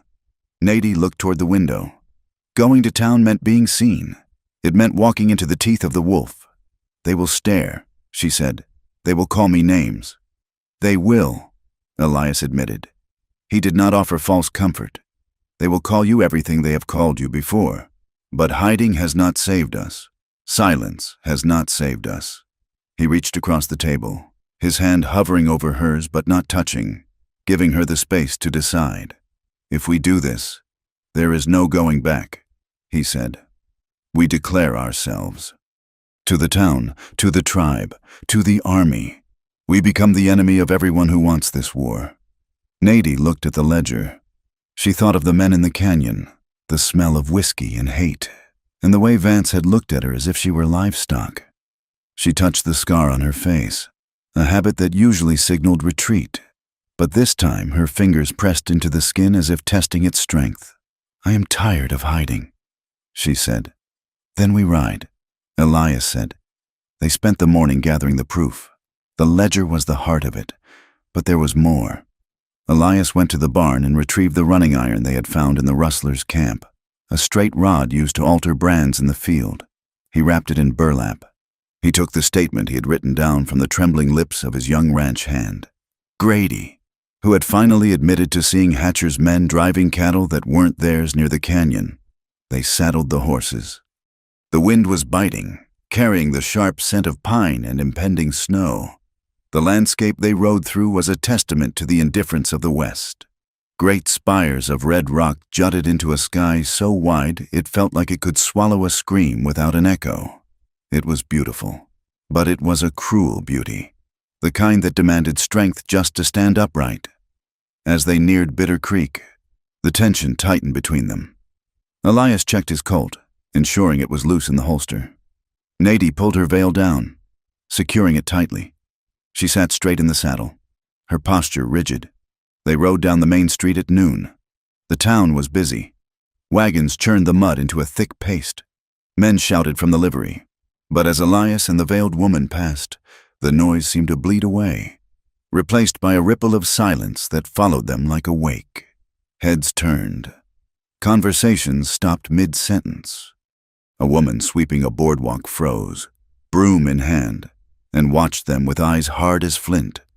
"Look at that," A voice drifted from the saloon porch. The squaw man and his witch. Elias stared straight ahead. His jaw locked so tight a muscle jumped in his cheek. He felt the insults landing on Nady. Invisible stones meant to bruise. Savage, cursed, monster. They dismounted in front of the sheriff's office. Elias tied the horses, his back providing a wall between Nady and the street. "Head up," he murmured to her. She nodded, invisible behind the wool. Sheriff Brady was sitting at his desk, cleaning his fingernails with a knife. He was a man of comfortable girth and uncomfortable compromises, who had kept his badge for 10 years by knowing exactly which crimes to solve and which to ignore. He looked up as they entered, his face souring. "Thorne," he said, "I thought I told you to keep your domestic troubles out at the ranch." "This isn't domestic," Elias said, throwing the ledger onto the desk. It hit the wood with a heavy thud. "And it isn't trouble I made." Brady looked at the book, then at Nady. He didn't offer her a chair. "What is this?" Brady asked. "That is the account book of Vance and his partners," Elias said. "It proves they have been stealing stock for 2 years. It proves they staged the raids to look like the Arapaho. And the branding iron in this bag matches the altered marks on the calves I found." Brady didn't open the book. He sighed. A long, weary sound. "Vance is dead. Thorne. Someone shot him in the Badlands. I heard you had a hand in that. I shot him because he had kidnapped my wife," Elias said, his voice dropping to a dangerous rumble. "And he wasn't working alone. Hatcher is in that book. Half the Vigilance Committee is in that book." Brady leaned back. "You're making wild accusations. Elias, you're trying to stir up a hornet's nest to protect your investments." He nodded toward Nady. "People are saying you've been bewitched," Brady said. "They say you're betraying your own race for a piece of tail that's half burned off." Elias moved so fast Brady flinched. Elias placed both hands on the desk, leaning in until he could smell the stale tobacco on the sheriff's breath. "You are going to take this evidence," Elias said. "You are going to the judge, and you are going to hold a hearing, because if you don't, I will take this book to the Army commander at Fort Robinson, and I will tell him that the sheriff of Bitter Creek is an accessory to treason." Brady stared at him. He saw the desperation in Elias's eyes, and the reckless resolve. "Judge Holloway is at the courthouse," Brady muttered. "But I warn you, Thorne, you walk in there, you might not walk out."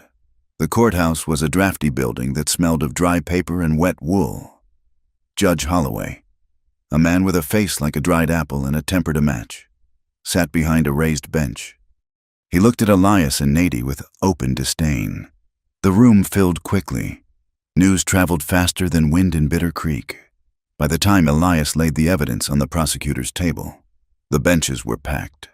Hatcher was there, sitting in the front row, his arms crossed, a smirk playing on his lips. The preacher was there. The men from the saloon were there. It felt less like a court and more like an arena. "State your business," the judge said, banging his gavel to silence the murmurs.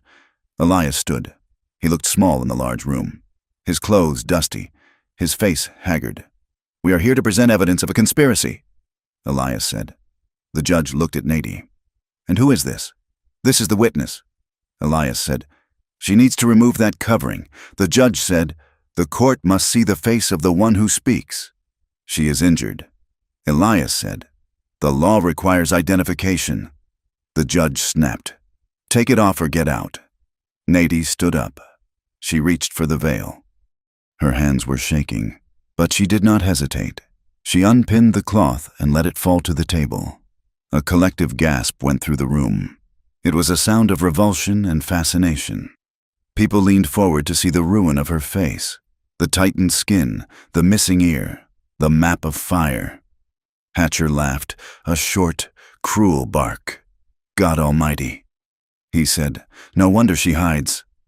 Elias took a step toward Hatcher, but Nady placed a hand on his arm. She looked at the judge. She looked at the crowd. She did not look down. "I need words," she said. Her English was broken by fear. "I can help," a voice said from the back. A woman stood up. It was Marie, a laundress of mixed French and Cree descent who lived on the edge of town. She was ignored by polite society. But she walked forward now with a dignity that silenced the room. "I will translate," Marie said. The judge waved a dismissive hand. "Get on with it." Nady spoke. She spoke in a mix of Arapaho and English, her voice gaining strength as Marie repeated her words. She told them about the night of the kidnapping. She described the boots of the men. She described the brands she had seen them altering in the canyon light. "They called me monster," Nady said, and Marie translated the words into a clear, ringing English. "But monsters do not need to hide their faces. These men wore masks. They stole from their own neighbors and blamed my father's people because they knew you would believe it. They knew you hate us more than you love the truth." "Lies!" Hatcher shouted, standing up. "She's a savage. She's trying to save her skin." "Sit down," the judge roared. Elias took the stand next. He didn't look at the crowd. He looked at the ledger. "I found this on Vance." Elias said, "It details the theft of 300 head over 2 years. It shows payments to Hatcher for protection." He looked up, meeting the eyes of the townspeople. "But there is more." Elias said, "Hatcher says I am betraying my people. He says I am protecting the tribe because I am bewitched." He took a deep breath. The air in the room felt thin. "I am protecting the tribe because I owe them," Elias said. 3 years ago, I was the scout who led the soldiers to the camp at Sandy Creek. I was the one who listened to Vance's lies about being attacked. I led the cavalry to a sleeping village. The room went dead silent. This was an old wound, a dark rumor that nobody spoke of. "I watched the fires," Elias said. "I watched women and children burn because I didn't ask enough questions. I carry the guilt of that night every day, and I will not let another massacre happen because of another lie told by the same men." He pointed at the ledger. "This isn't about Indian or white," Elias said. "It is about a thief who wants a war so he can steal the land in the confusion. And if you follow him, you are not patriots. You are fools." The silence held for a heartbeat, and then it broke. Not into applause, but into chaos. "Traitor!" someone shouted. "Indian lover!" Hatcher was pushing his way toward the front. The sheriff was trying to hold back the crowd. The judge was banging his gavel, but the sound was lost in the roar. Elias grabbed the ledger and the branding iron. He grabbed Nady's arm. "We have to go," he said. They pushed their way toward the side exit. A man lunged at Elias, grabbing his coat. Elias shoved him back hard. Another man spit at Nady. She didn't flinch. She kept moving, her eyes fixed on the door. Outside, the air was cold and clean. They scrambled onto their horses just as the doors of the courthouse burst open. "Ride!" Elias shouted. They galloped out of town, the shouts of the mob fading behind them. They didn't stop until the buildings of Bitter Creek were small smudges against the mountains. Back at the ranch, the adrenaline crashed. Elias barred the door. He checked the shutters. He lit the lamp, his hands trembling slightly. They were safe, for the moment. But the world had shifted. There was no going back to the uneasy truce of before. They were marked now. Nady sat on the edge of the bed. She had not put the veil back on. She looked exhausted, her skin pale, the scars standing out in sharp relief. "You told them," she said softly. "About the soldiers." "I had to," Elias said. "It was the only way to make them understand. They will hate you for it." She said, "Let them hate me." Elias said, "I am done trying to be a neighbor to men I don't respect." He walked over to her. He stood in front of her, looking down. "You were brave." He said, "I was terrified." She corrected, "That is what brave means," Elias said. He reached out and touched her hair. It was a tentative gesture, asking permission. She didn't pull away. She leaned her head slightly against his hip. The atmosphere in the cabin changed. The violence of the day, the shouting, the hate. It all seemed to strip away the layers of reserve they had kept between them. They were two soldiers who had survived a battle, and the relief was a physical ache. Nady stood up. She looked at him, her eyes searching his face. "You stood beside me," she said. "You did not stand in front of me like an owner. You stood beside me. That is where I belong," Elias said. She reached for the buttons of her dress. Her fingers were steady now. She undid the top button, then the second. She let the dress slide from her shoulders.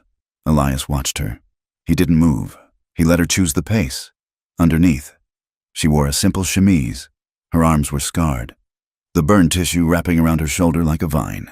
She stepped out of the dress. She looked at him, defenseless and defiant at the same time. "See me?" she whispered.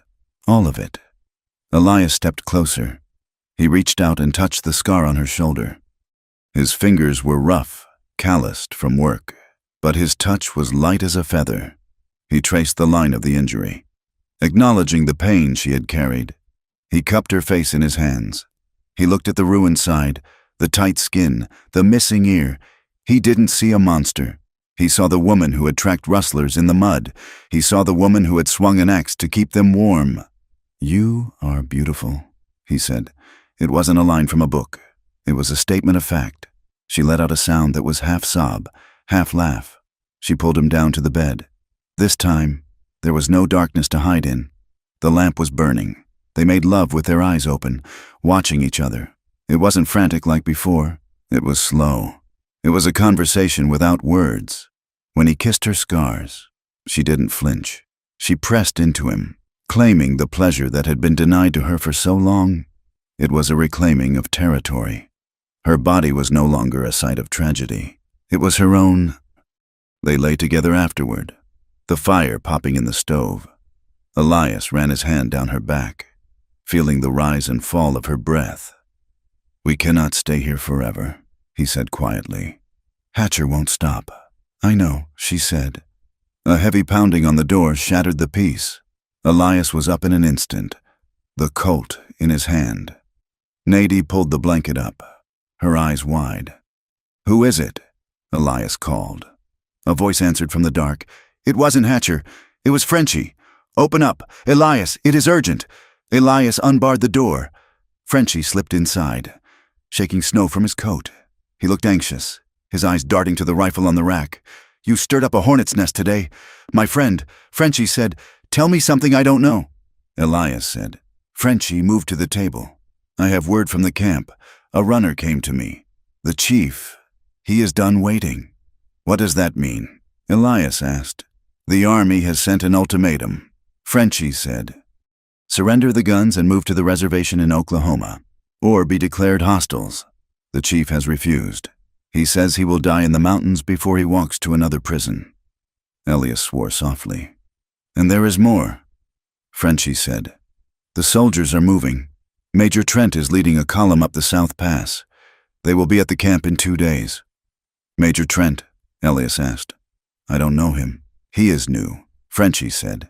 "They say he is a hard man, but a rule-book man. He follows the law." Elias looked at Nadie. She had dressed quickly and was standing by the fire. "The law," Elias said bitterly. "The law just tried to throw us out of court. Hatcher is gathering men to ride with the soldiers," Frenchie warned. "He wants to make sure there are no survivors to testify against him." Frenchie left as quickly as he had come, disappearing into the snow. Elias stood by the door. He felt the weight of the moral cliff he was standing on. "If I stay here," Elias said, looking at the floor, "we might survive. We can board up the windows and wait for the storm to pass." "But my father will die," Nadie said, "and the truth about Hatcher and the rustlers will die with him." Elias turned to her.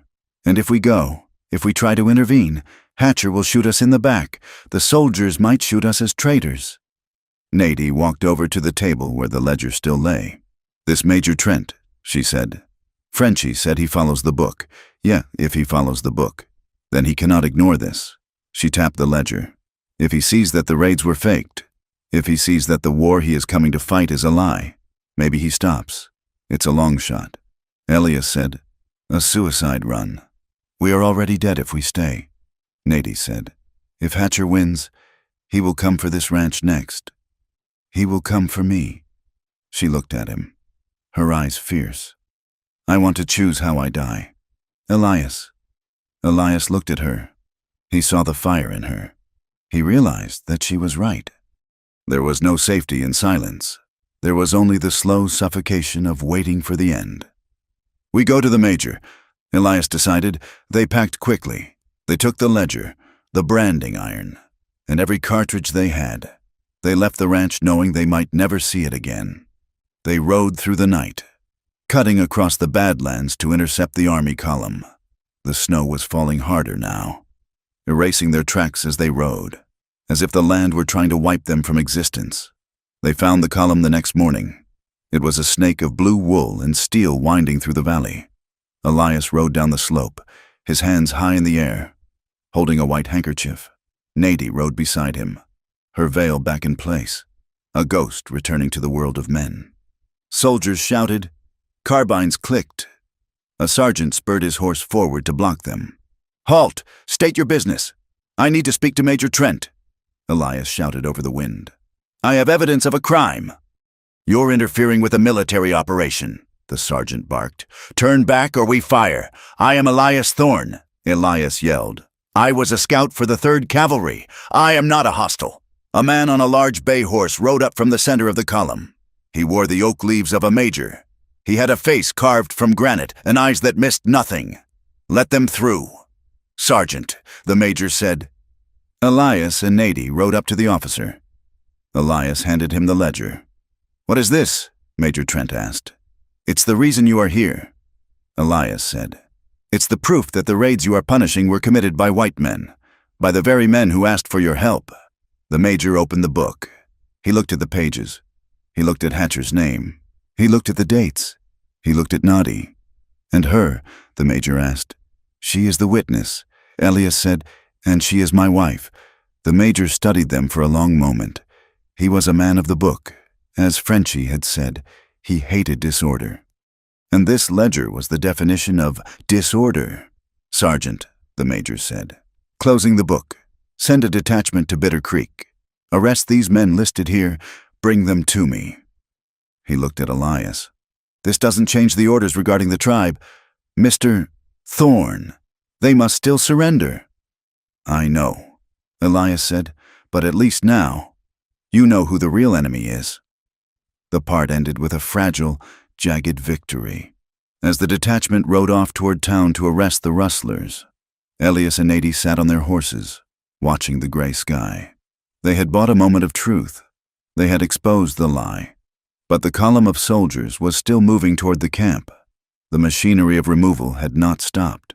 The hatred that drove Hatcher was not extinguished, only paused. Elias reached out and took Nady's hand. Her fingers were cold, but her grip was strong. "It isn't over," she said. "No," Elias said, "it's just beginning." They turned their horses to follow the column, riding not as guides, but as witnesses, determined to stand between the fire and the people it was meant to consume. The winter did not wait for the politics of men to settle.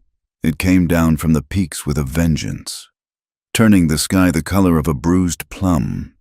The wind, which had been a constant companion all autumn, sharpened into a blade that sought out every crack in the cabin walls. Elias Thorne stood by the corral, breaking the ice on the water trough with the butt of his rifle. The sound was a dull, hollow thud in the frozen air. The victory with the ledger and Major Trent felt like a dream now, distant and fragile. The reality was the cold, and the wolves that had grown bold enough to come within shooting distance of the barn, their eyes reflecting the lantern light like coins. Inside the cabin, the mood was brittle. Nady moved through the small space with a restless energy. She kept the shutters barred. She checked the load in the spare pistol 3 times a day. "It feels wrong," she said, stopping by the stove. "It is too quiet." "Hatcher is in a cell," Elias said, though he didn't believe the comfort of his own words. "And the major has his orders. A wolf does not stop hunting because you put it in a cage." Nady said, "It just waits for the door to open."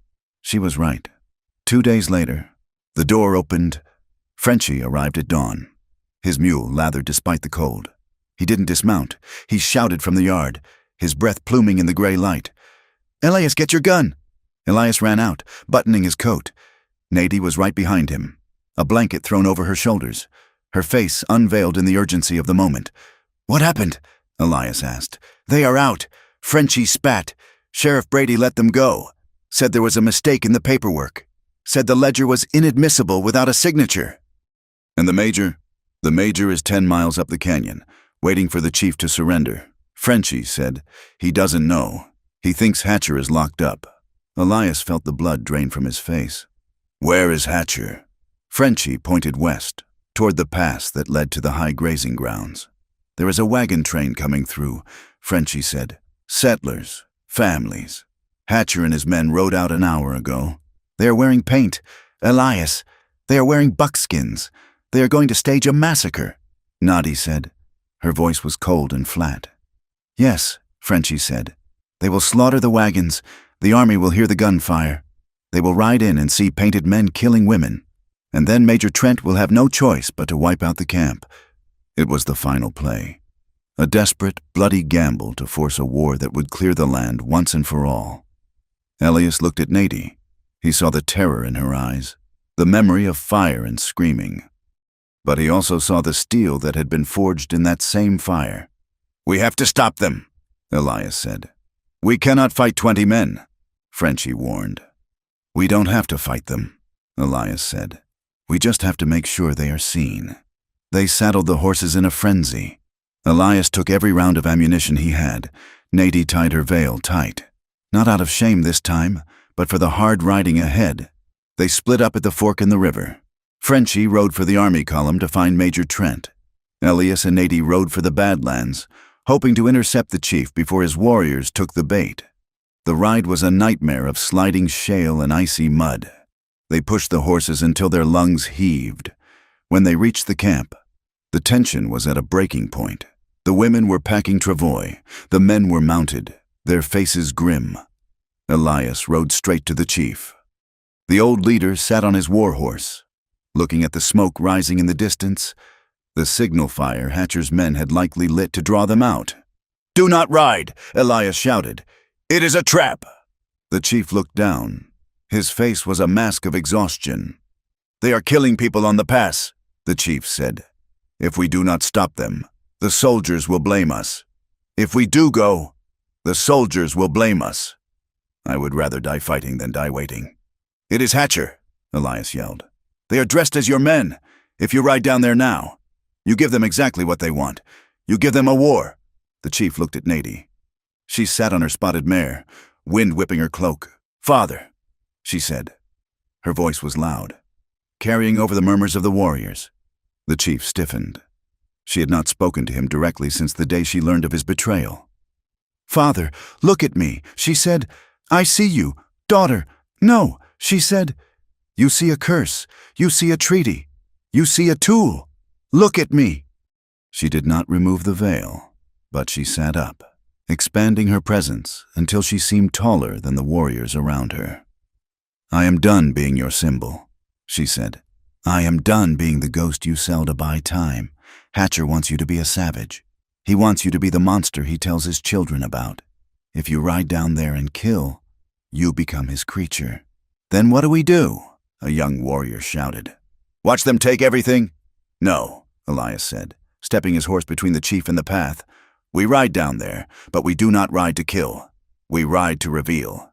The wagon train was strung out along the narrow floor of the Split Rock Pass. It was a modest group, 6 wagons, canvas flapping in the biting wind, families huddled against the cold. The attack began with a howl that was meant to sound tribal but carried the rough, throat-tearing edge of whiskey-drunk men. From the rocks above, figures descended. They were painted with red and black stripes. They wore feathers.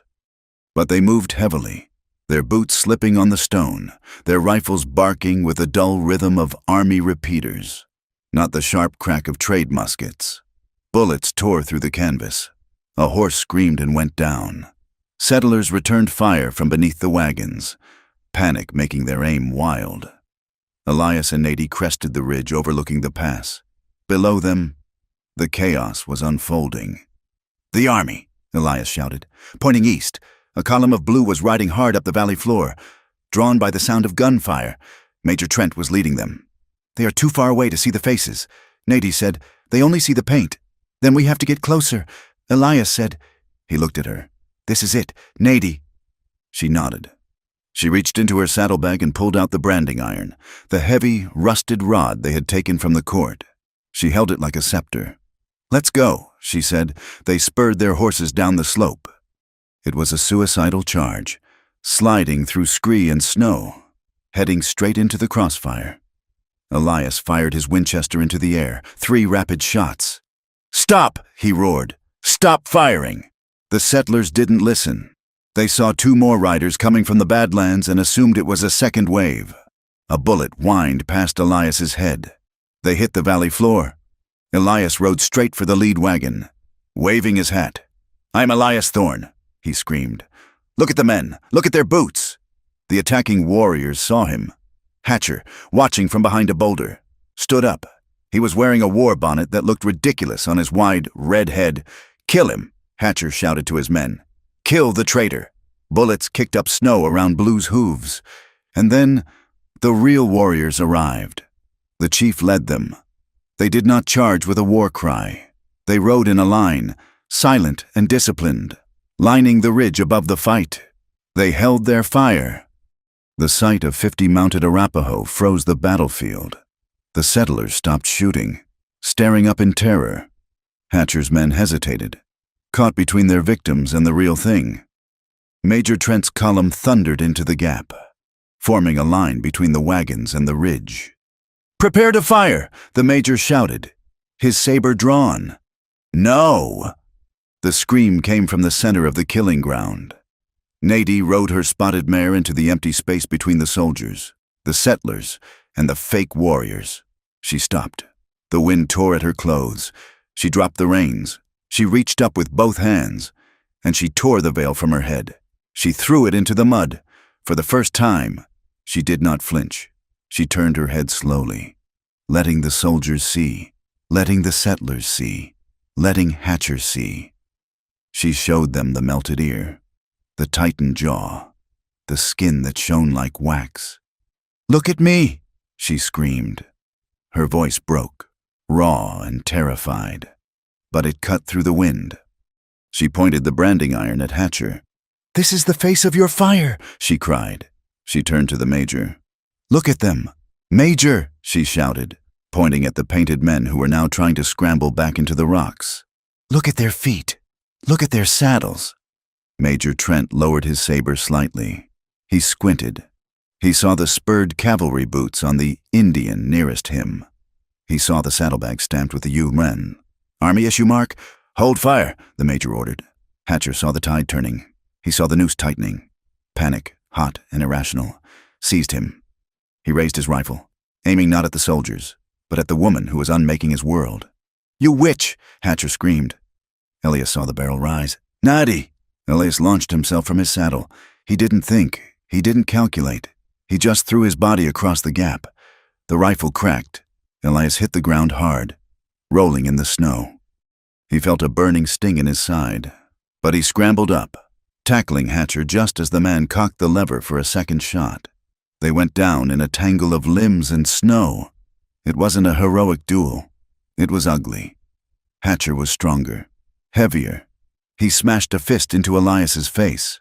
Elias clawed at Hatcher's eyes, desperate, feral. They rolled into the mud.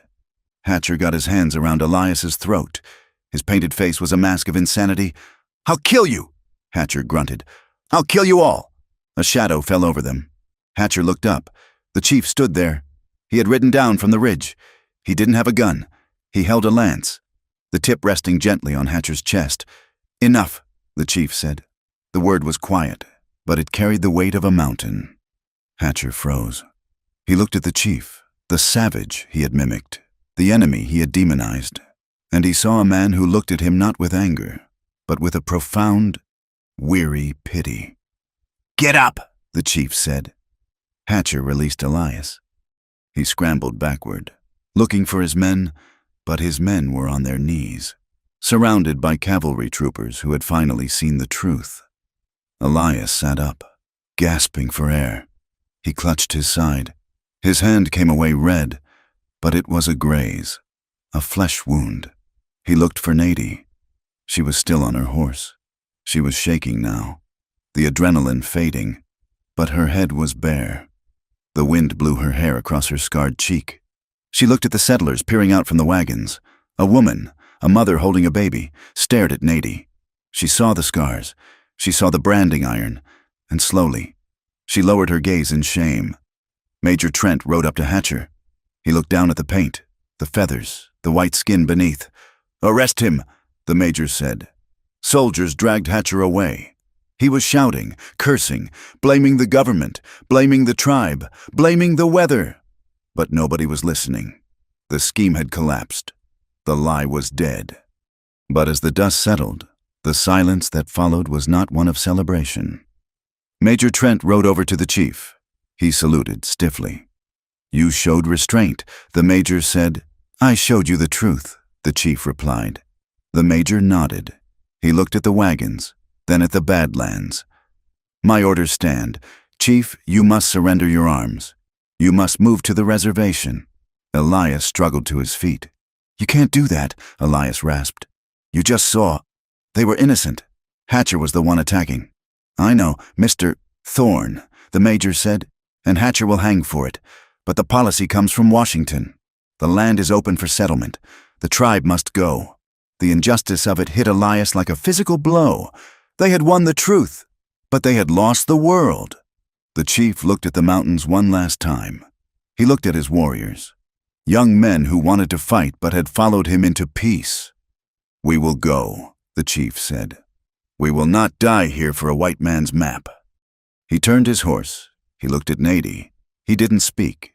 He simply raised his hand, palm out, a gesture of release, a gesture of farewell. Nady raised her hand in return. The chief rode back to his people. The warriors turned and faded into the Badlands, beginning the long, slow death march toward Oklahoma. The aftermath was a blur of cold and pain. Elias and Nady rode back to the ranch. The sun was setting, casting long, bloody shadows across the snow. The ranch was still standing, but it felt different. It felt temporary. The fence was cut. The barn door was hanging off its hinges. The town of Bitter Creek was only a few miles away, but the distance felt infinite. They would never be welcome there.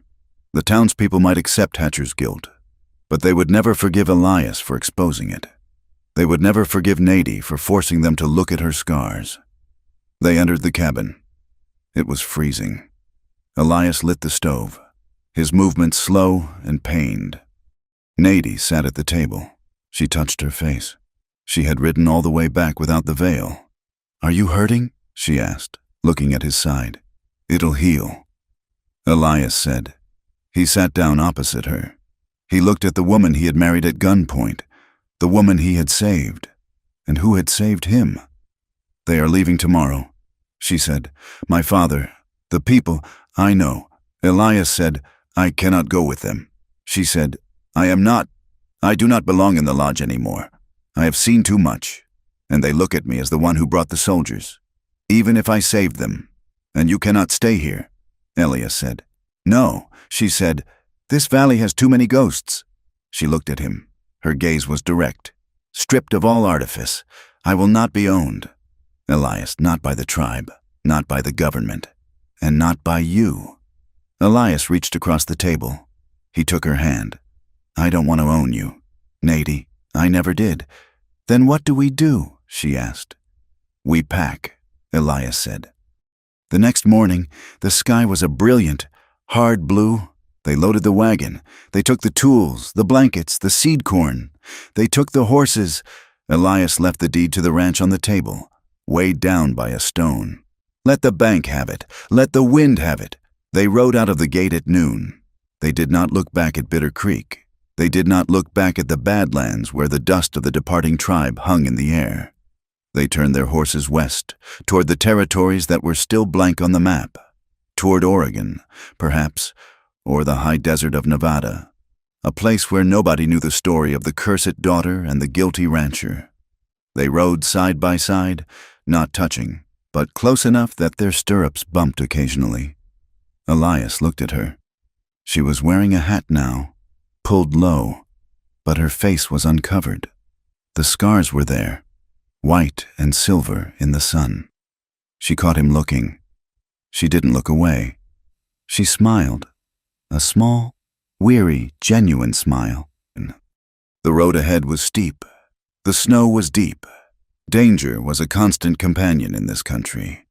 But as they crested the final ridge and looked out at the vast, indifferent horizon, Elias realized that for the first time in his life, he wasn't running from the fire. He was walking out of it, scarred and alive, with the only person on earth who understood what it meant to burn. He nudged Blue forward. "Ready?" he asked. Nadie took a deep breath of the cold. "Clean air. Ready," she said. They rode on, two small figures against the immense scale of the West, disappearing into the white silence of the future. Thank you for listening to this story of the Wild West. It is a tale of survival, of scars that we carry on the outside and the inside, and the hard road to finding peace in a land that offered very little of it. I would love to know where you are listening from today. Please leave a comment below and share your location. If this story moved you, or if you enjoyed tales from the American frontier, please subscribe to From Wild West for more. I invite you to share your thoughts on Elias and Nadie's journey in the comments. Did they make the right choice? Until next time, keep your eyes on the horizon.